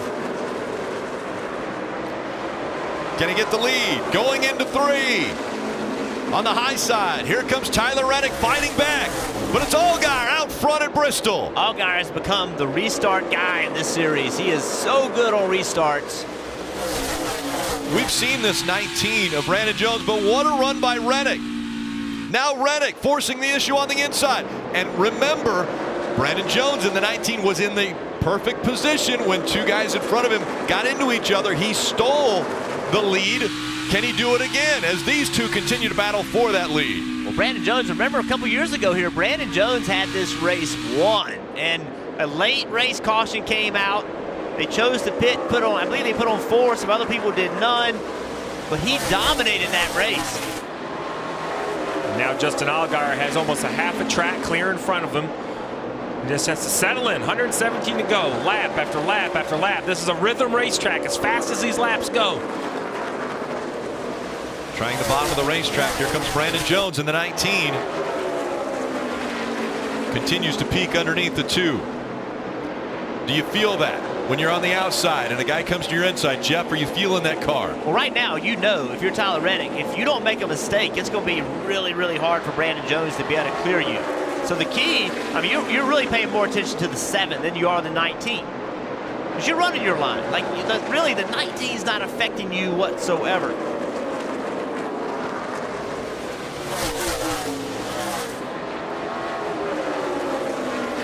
And we want to take a look at the Toyota driver update. We're mentioning Brandon Jones in the 19, running up there in the 3rd position. Started 12th tonight, has run up front all the way back to 16th, but currently running in that 3rd position. I like the move by Brandon Jones right there. You're going to have to go to the top, right? You're going to have to find a way. You've been pounding the bottom most of the night, but right now these 2 guys are out front. Go to the top. There's no pressure from behind. Syndrich's far enough behind you to go to the top, and even if it doesn't work, it's okay. And Jeff, you have so many races under your belt here. Doesn't it just have that feeling of a long run? We always find one somewhere in a Bristol race. So much chaos early. You know, I'm not saying it's going to go green all the way to the last 110 laps, but a 50, 60. The longest run today has only been 46 laps. I expect this one to be longer. I think they're going to settle in. A lot of guys are out of the race. And Steve, Jeff has talked about how Brandon Jones has been so close in this series before. We've seen him have great runs, lead lots of laps, and then something unfortunate happens. And I talked to him about that earlier today, and he told me, you know, my confidence has never been higher. Although those things keep happening, I have more speed than I've ever had in my entire career in this year, and therefore I know somehow, some way, it's going to come around that all that bad luck's going to get out of the way, and we will find ourselves in victory lane, Marty. Parker, remember the spring race here. Justin Allgaier led 138 laps, more than anyone, won both stages, and was leading when they had a mechanical failure on that car. It's been over a year since this race team won, and he told me earlier today, our car is just as good as the spring, but Kyle Busch, Joey Logano, and Erik Jones are in this race. It's going to be tough to win. So, Jeff, I'm wondering, as an Xfinity Series regular, those guys are out of the race now. I'm wondering if you have a little more pep in your step, saying, hey, you know what? Tonight's our night. We're going to win at Bristol. There's nights and days that you just feel like things are going your way, right? And this happens, that happens, and now Justin Allgaier, not only does he have a track position, he's driven away from Tyler Reddick. As Tyler Reddick tried to keep pace, he made a mistake, cost him about a half a second, and Allgaier taking advantage of that. Allgaier now, 1.5 seconds out in front. Allgaier has won here before. Remember, he's a winner at Bristol. It was 9 years ago, though. Think about that, 9 years since he last won here at Bristol, and he's been winless in 2019. But you know, the drive and desire, when I pulled in the track yesterday, Justin Allgaier jogging out of the racetrack, going for, this is after being in the car for 2 practices. Here's a driver going out on a run. When you look at him, I don't think he's in the best shape I've ever seen Justin Allgaier. He is committed to this 7 car. Him and Jason Burdett, as these 2 cars run into each other, they want to get this 7 back in victory lane. They want to be part of the conversation when it comes to the championship. And he's pushing himself. I saw earlier he talked about he had set his fastest time in a 5K. He's pushing himself to be better. And although he said, hey, I know this 5K speed isn't fast for some people, but it was for me. Yeah. And he's pushing himself to be better. Fast for me, too. Hey, listen, yeah, really fast for me. He's the senior guy in this series. He really is. For a while, it was Elliott Sadler. Right now, it's Justin Allgaier. He's sick and tired of hearing about the big 3. I guarantee you, he wants this win tonight in the worst way. And we mentioned, Jeff, it's been over a year since his race team won. I think Justin Allgaier is also driving a little angry. Now, he's the nicest guy in the Xfinity Series, right? But remember what happened at Watkins Glen a couple weeks ago. Ross Chastain wrecked him. He came back and wrecked him back. And Allgaier hears all the talk, not only about the big 3, but it's been a year since you've been to victory lane. He told me, we've had this race circled since April. It's my favorite track. We certainly want to deliver, and Justin Allgaier feels like he needs to do it tonight. Well, he's out front, the 33-year-old from Riverton, Illinois. Won 5 times last year and is so hungry to get locked into the playoffs as we go NASCAR nonstop from Bristol.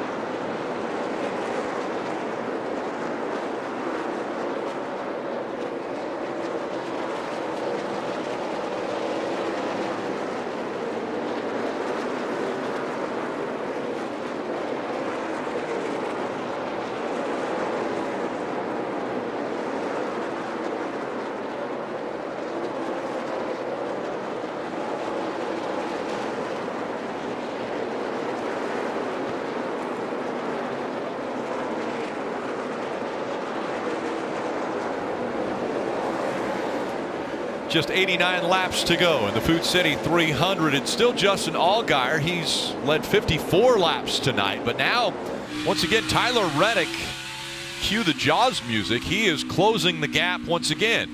And really, it looks to me that the place that the 2, who you're on board with right here, is better than the 7 is on entry. You see how that 7 kind of turns down the hill, now slides up to the wall. He gets all the way to the top, but the first 1/3 of the corner, the 2 enters nice and high and makes the corner very round. It's very obvious coming to this end of the racetrack, heading into turn 1. Watch the different entrance lines.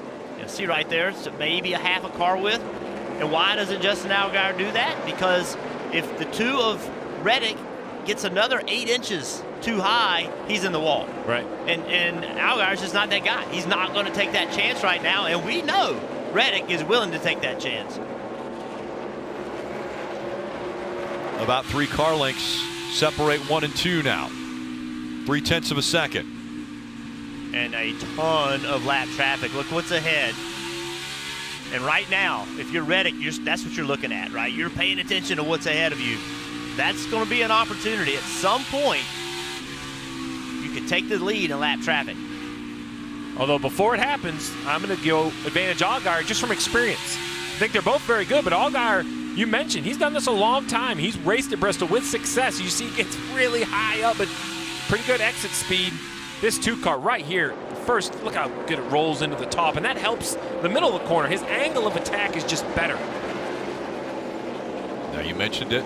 The lap traffic coming into play. Will this hurt the 7 of Justin Allgaier as Reddick is going to go up high? And will he clear him, right? If he doesn't clear him right here, watch Reddick get this huge run. Oh!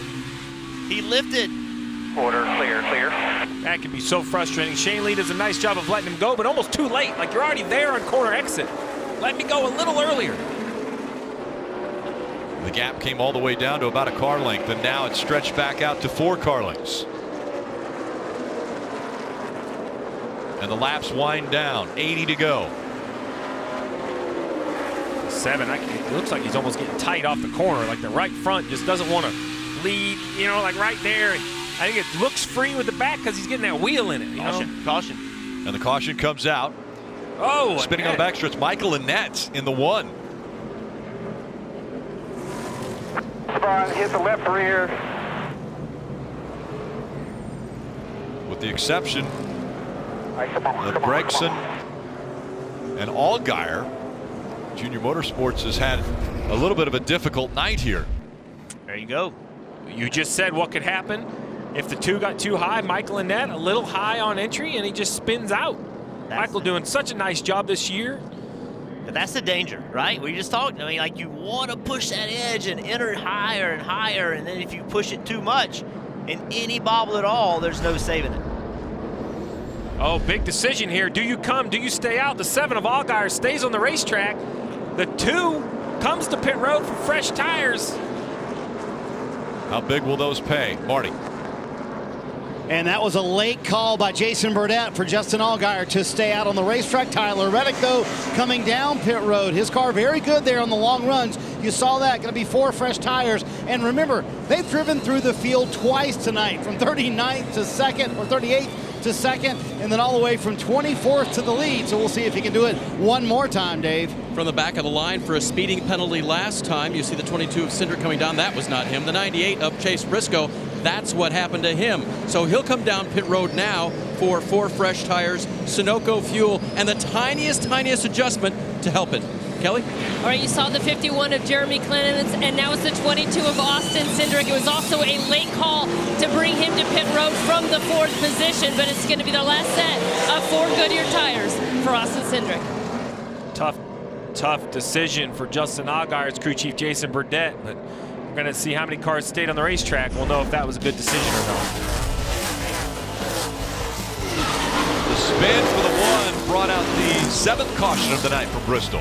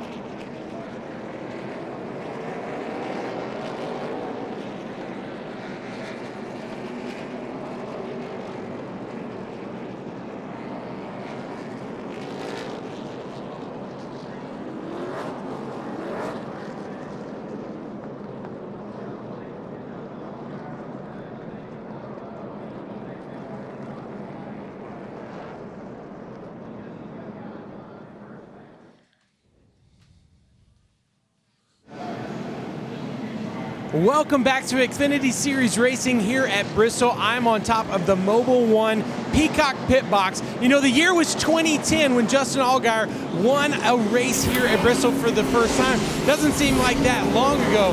It was a beautiful sunny day here in March. The real question is tonight, can he get it done?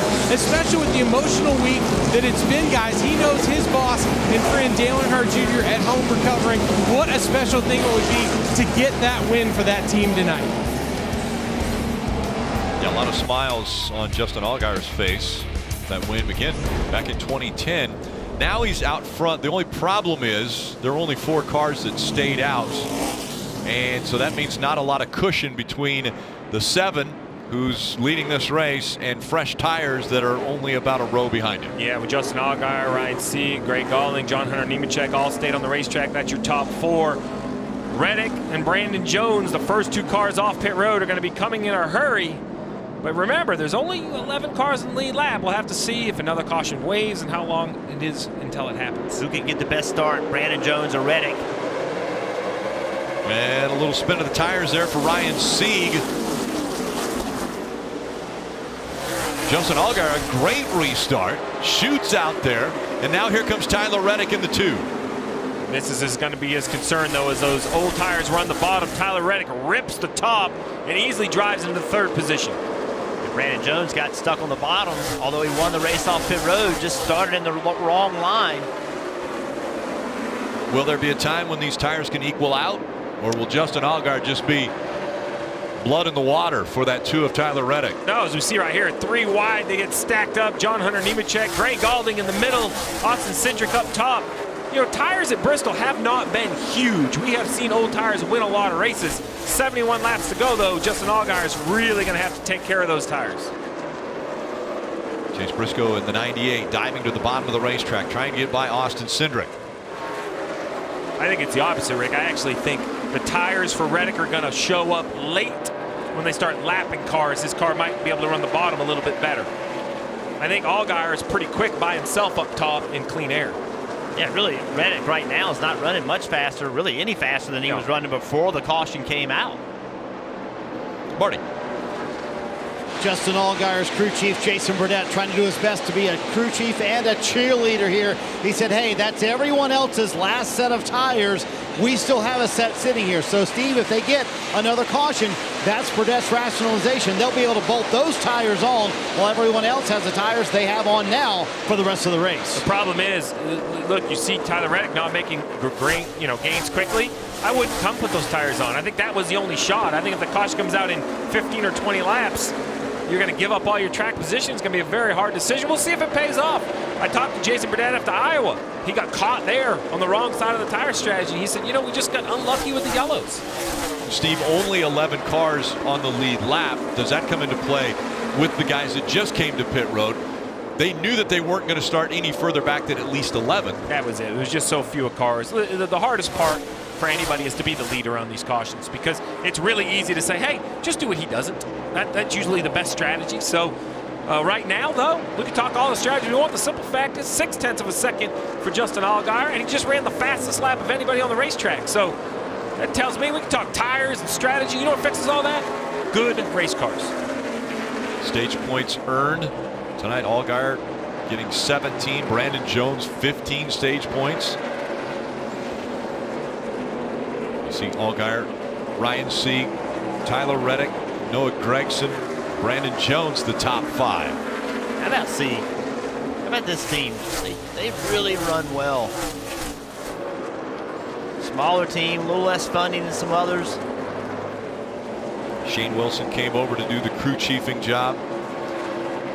They carpool from Charlotte all the way to Atlanta, just outside of Atlanta, to work on that car.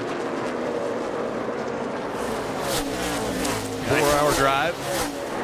Eric, I was saying, with 61 laps to go, I really think, and Jeff said it, about 50 times tonight, lap traffic.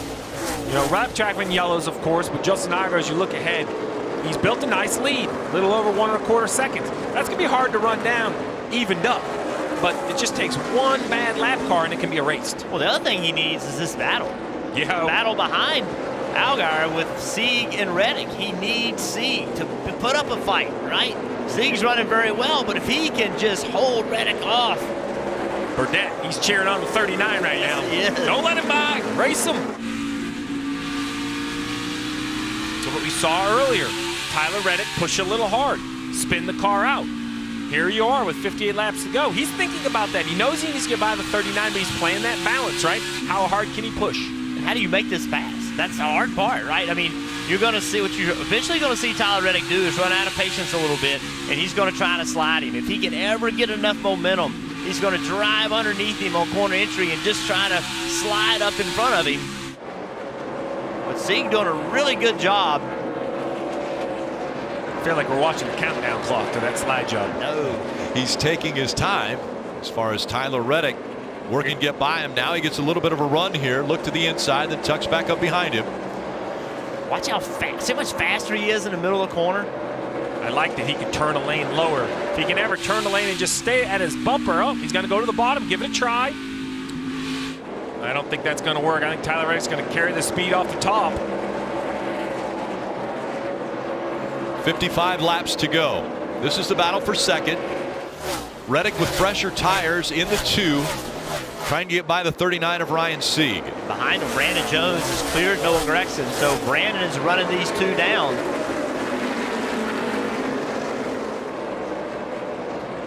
And this battle, they're 0.2 of lap slower than Allgaier in front and Brandon Jones behind. Look at Allgaier, he's driven away. Oh, here it comes, right there. Is this where he's going to go to the bottom? No. Patience, patience. He's got to get a little forward momentum, leaving one of the corners. If Sieg gets a little slow, like right there, then Reddick can turn left.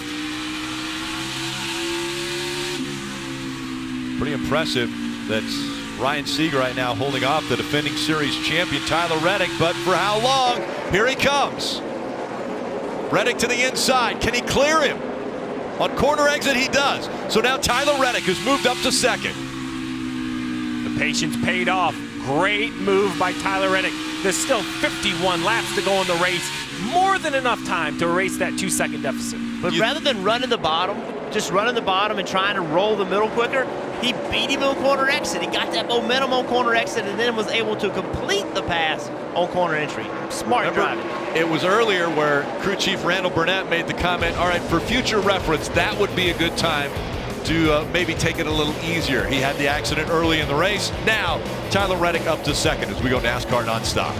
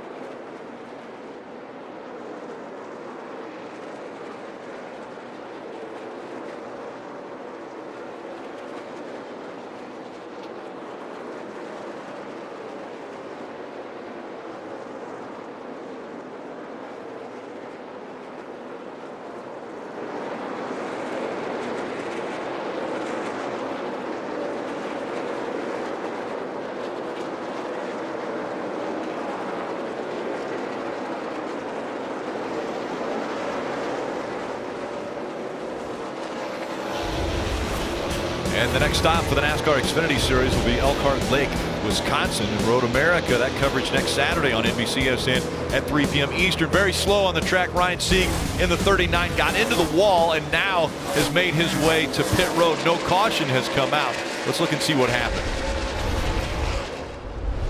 There he is. The entrance to turn 1. Got really loose, then smacked the wall.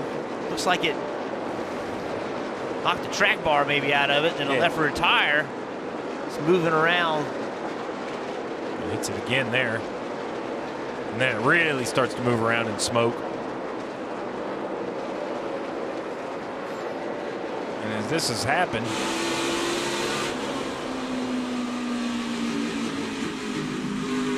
Down. All good here. He's gonna have a problem. Play low to the bottom. Marty.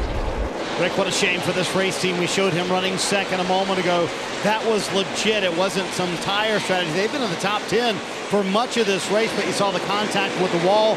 They said they changed all 4 tires there. See Justin Allgaier working some traffic as well, the leader. So for Sieg, they're going to go out and see what they can get here, see if that track bar is still connected correctly, but it doesn't look like it's very good right there, does it? Still smoking. Yeah, a lot of smoke. They put 4 fresh tires on that thing, but Steve, what's going on with that car? Well, the rear suspension's obviously failed. It's moving left and right. The tires are rubbing, but the race for the lead has heated up. Justin Allgaier cannot get by the 4 of Castle. He is completely in the way, and finally the slide job, and he gets all the way up into the fence, but his lead is gone. It's 3 car lengths. That 1.5 seconds completely gone, and then Castle runs the bottom and lets the 2 by. That is so frustrating if you're Justin Allgaier. You've been held up for 5 laps, and then all of a sudden you just let the second place car by. So now Justin Allgaier, 31 laps away from his first win of 2019, but Tyler Reddick with the fresher tires is coming. Keep your eye on that yellow car behind Reddick. Brandon Jones has actually been the fastest car on the racetrack. And now if you're the 7, you just need to find a lap car to pick your way by, but the 2 is coming in big chunks, 2-3 car lengths, because his mirror, you mentioned that yellow car, well, you think it's bright on the TV screen? I know it's bright in Tyler Reddick's mirror. He sees that car coming. And so smooth for Tyler Reddick tonight, and we've been able to see that through the helmet cam, just how smooth it's been for Tyler Reddick. Look at this run here, and look at how, like I said, how smooth that is, riding along on his helmet. As difficult as this racetrack is, that's the view he has, and that's how close he is to leading this race at Bristol. 28 laps to go. Catching is one thing and passing is another. We saw his patience to pass a car earlier. Can he maintain that patience knowing he has Brandon Jones behind him? Although right now, Jeff, you say you have to catch him first. Catch him first. He's pulling away. I mean, Justin Allgaier pulling away. Let's listen into the 7 radio.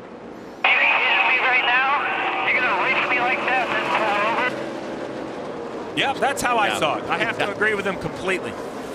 Referencing the 4 there just moments ago when Landon Castle didn't get out of the way for him. So I'm not judging how all these guys want to race. My big fight is just be consistent. If you're going to run the top for every lead lap car. If you're going to run the bottom, right, Jeff? I mean, just pick your lane you're going to run and kind of stay there. Hey, Steve, I want to give you some food for thought. I'm not saying this is what happened, but remember what happened at Watkins Glen with Justin Allgaier and then Ross Chastain.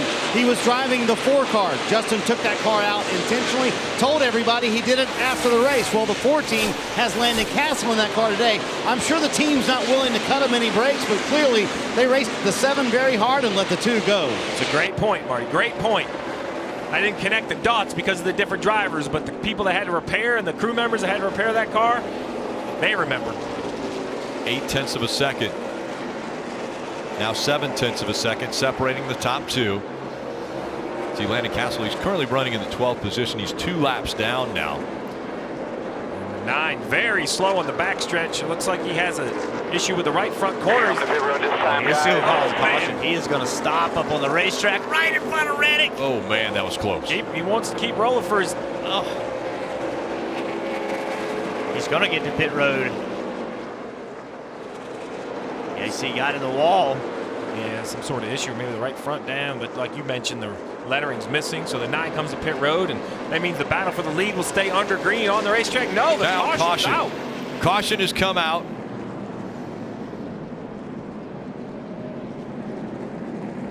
And so Allgaier and Reddick will line up and battle it out with under 20 laps to go. David Starr in the 52 having an issue. Saw a lot of cars slow off of turn 4 and down the back straightaway. Not sure what the caution was for, but something was going on over there. The 7 of Allgaier has put such a pace on. There are only 7 cars on the lead lap. 20 laps to go. So okay, 7 cars in the lead lap. Does that give him enough cushion to be able to pit? Make that 8. I missed one. Make that 8. 2 are going to pit. John Hunter and Greg Alding, I think, also have a set of tires. So if 7 of Allgaier pits, he's going to restart outside row 3. He's going to restart in the 6th position. So you have to ask yourself. We can go to the back with 15 to go. I have to agree with Jason Burdett. Yeah, I know. I just don't want to restart on old tires. That's all.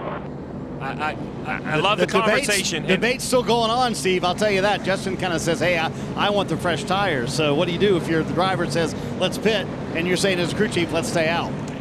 I vote track position. You don't know. Someone in 6 could spin your tires. We could wreck again. They could wreck again. We might not see any green flag racing. I'm not just going to hand it over. I just don't think 6 will work, Jeff. What were tires beating you? Yeah, I mean, Reddick hasn't been able to pass him. He lined up in 6. Exactly. Tires were not beating you. He lined up better than 6. So I just don't know that we've seen enough difference in tires. I mean, the 7 car really hadn't slowed down from where he took off on speed. So I think when you look at lap times, I think you cannot give up this track position. And his strength all night has been the short run. Let these tires, right now if I'm Jason Burdett, turn the fans on. Clean those tires up. There's no more debate. I'm making the decision. I'm taking it out of the driver's hands. Even if it's wrong, I'm going to lead the ship. We're staying on the racetrack. I'm going to remind him. You've beat him on every restart. You passed Kyle Busch, the best car here on the short run. We have the best short run car, and now we have a short run. Forget about the tires. Yeah, I think we're staying out. I like it. I like the call. But now, Allgaier's got to be working, right? Allgaier's got to be working. Head up, right? You got to have your head up, number 1. Believe in this call, but number 2, you got to keep the tires clean. You got to do everything you can, because what Allgaier's worried about is spinning the rear tires. Like when he goes to launch, is he going to spin those rear tires? He's down there. I don't know if he's trying to fake them out, but I also don't know. Maybe he's trying to pick up some of that traction compound on that bottom groove. Yeah, I mean, look, we're 17 to go. We haven't seen the 1 to go yet. It's going to be inside 15 to go. At 15-second laps. I mean, if I'm Burdett right here, the decision's made. I'm flipping to the coach. Right? There's no more calling in the play. The play's made. So now let's, to your point, the checklist, right? Clean the tires up. Don't assume your driver has thought of any of that. It's a hot, muggy night. He's been working hard. He just had a long green flag run of 53 laps. Help him out. Assume nothing. So the 7 and the 2 running 1 and 2. Running 3rd right now is the 19 of Brandon Jones. Could he be in the right position if something goes wrong between the 7 and 2 battling for that lead? Let's listen into his radio. Obviously, we're out of tires now. There's only 19 laps to go. Yeah, if that 7 pits, we'll obviously stay out. We'll see what happens here. So the 19 car, right? The 19 car, the whole key for him having a chance to win this race is in the restart zone. All night long on the bottom lane, Brandon Jones has not been able to get going. The bottom lane has not launched very well. That's going to be the key. He's starting 3rd. Getting a perfect launch is going to be the determination. I mean, if you're Justin Allgaier, you're absolutely taking the top, right? Oh, yeah. You should accelerate the best, clear him down. Marty. Let's talk to Jason Burdett. How much confidence do you have in your driver on these old tires you left him out on? Yeah, I mean, Justin's done a great job with the Brent Protection Agriculture study. It's hard to give up track position right here. So we'll see. We get a good start right here. I think we'll be just fine. I just want to say, we're thinking about Dale and Amy after everything that's gone on in the last couple of days. So hopefully we can hang on here and go to victory lane here, take Mr. Brandt and everybody to victory lane and celebrate all night. They certainly want to win one for the boss, and they reminded him, hey, this is what you've worked out for all year long. All the stuff you were talking about, Steve, comes down to this restart for Justin Allgaier. And it all comes down to the launch. I agree with Jason Burnett. If they can launch, maybe get the 98 to go with them, get the 2 side by side, that could be the difference, Jeff. Yeah, the first car that has tires on is John Hunter Nemechek. He's going to line up in 7th place. So 25 lap scuff tires, just so you know, Jeff. 14 laps to go. Allgaier on the outside. Reddick on the inside. Allgaier, a great restart. Jumps out to the lead. Now a battle for second. Chase Briscoe on the outside, trying to take second away from Reddick. Oh, and Allgaier's loving this. 2 wide behind him. Keep battling 2 wide. 13 laps to go. Try to stretch the lead. Reddick pinned down to the bottom as Briscoe and now Brandon Jones in the 19. They're fighting for position. Brandon Jones with an amazing move down the middle. He takes second away. 12 to go, 12 to go. Oh, Brandon Jones in the wall. Jones goes into the wall and right by him. Briscoe and Reddick. Now Allgaier with a 6/10 of a second lead. Jones not able to keep pace. And the beauty right now for Justin Allgaier as we take a look at the 19. It was a great move for second. He just overdrives the corner and up into the wall. The 7 has an issue on the back. 7 Got a tire down, Steve. He said he has a tire down. Justin Allgaier, 11 laps from the win at Bristol, in the lead, and they have a tire going down. Tyler Reddick has the lead now. I'm not so sure that's not what happened to Brandon Jones. Also, Brandon Jones just went straight. The back of the car didn't move around at all. Reddick out front. He's got Chase Briscoe behind him. Allgaier was into the wall. Almost the same look as Brandon absolutely. Jones. I know who wants a caution right now. John Hunter Nemechek, because with those tires, he is running down Austin Syndrich. Just incredible heartbreak for the 17. Remember the spring race. They led 138 laps. They didn't win that day. Today, they led 131 laps, and right side tires on for Allgaier with 8 to go. Now Tyler Reddick in the lead, Rick. And what a day it's been. Couldn't get through technical inspection. Wasn't able to qualify. Started all the way back in 38th. Made his way up to second. Accident. Pit road penalty tonight, and right now Tyler Reddick up front, just 7, now 6 laps away.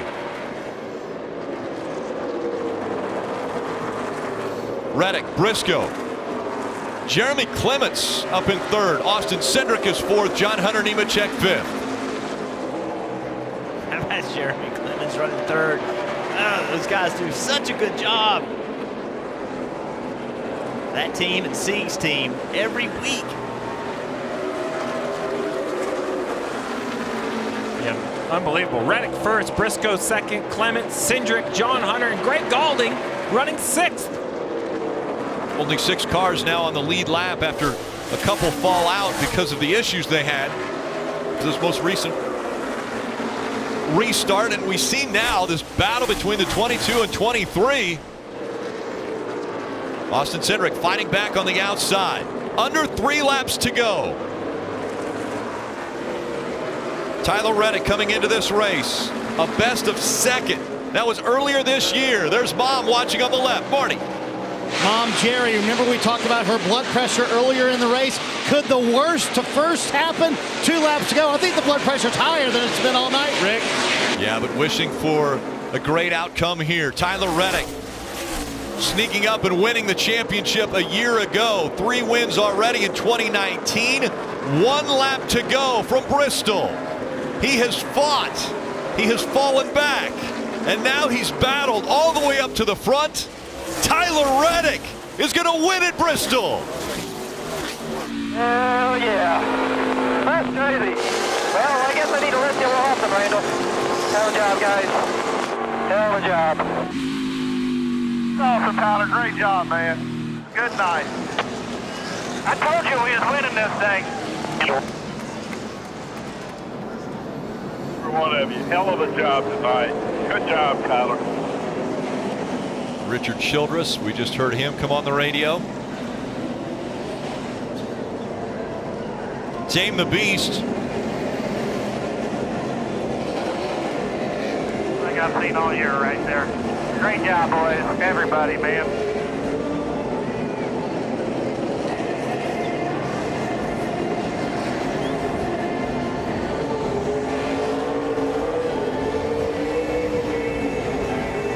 We talked with Series Director Wayne Otten before the race, and he said that the 10 points, there was a points penalty that went along with them not being able to get through inspection. He said, we're letting them know that now before the race so that they know what they have in front of them as far as the point situation. Well, Tyler Reddick and this 2 team did everything they had to do. They fought from the back of the field. Not only the back of the field, but also a pass-through penalty right at the start of the race. You could say they got lucky at the beginning of the race as well. When a caution came out early, he was able to get his lap back. So he was then on the lead lap. Then he worked his way from the back all the way to the front. Got up to second. Maybe a little aggressive, fighting. Accident took place. But after battling all night long, Tyler Reddick is going to celebrate in front of the crowd here in Bristol.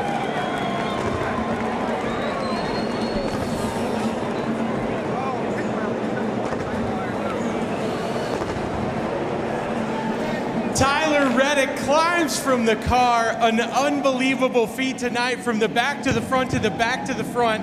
After the qualifying and everything else, how did you just grab that win at Bristol? I don't know. I thought I made the wrong adjustment there on the last stop. We have a really fast team in the Busch Chevrolet, but we had fresher tires than Justin Allgaier there, and we came down pit road and we just got too tight, and I thought we were done for. And then I don't know what happened. Everything just happened in the right spot. I fell back to fourth. The 19 drove into the fence. The 98 went to the bottom for some reason, and then the 7 had some sort of issue. So as you can see, I'm speechless. I just couldn't believe it was happening. Everything that's happened to this team, I got to dedicate this win to Cam, though car chief on this car. Obviously, he got sent home, but we just had some issues in tech, nothing crazy, but I hate he couldn't be here for it, but I know he's at home celebrating, and this one's for him. There was a lot of honesty, a lot of calmness when you said, okay, so I'm not going to do that again. You heard about your mom's blood pressure, and after seeing Kyle Busch blow up, all the things that we saw with the drivers tonight, how did you keep that calm all night? I don't know. I'm not going to lie to you. We had a lot of good competition out there tonight, and we just were really fortunate to miss all the carnage. It actually seems like coming down and serving that penalty at the beginning of the race could have been a good thing for us and kept us out of that wreck that took out a lot of good cars. So I hate we couldn't race against them. I really wanted to, but we'll take them however we can get them, and I'm happy to be in victory lane here in a minute. What do you want to say to these fans? Well, I love the crowd here, always at Bristol. It's one of the first places I came as a kid to watch racing. So thank you guys so much for coming out. I slept in the back of my dad's pickup truck to watch a race here one time over there in turn 3. Now I'm standing here in front of you guys winning a race at the Xfinity Series, so it's really cool. Congratulations, buddy. Thank you. That's Tyler Reddick, your winner tonight at Bristol.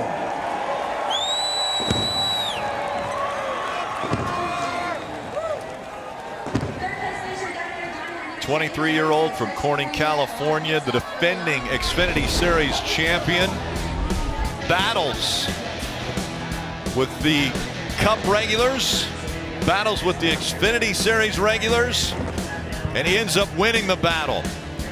He looks at the entry list on Tuesday to wonder if any of the Cup drivers are going to be running against him. He knew who was in front of him tonight. He passed them all. Tyler Reddick wins at Bristol.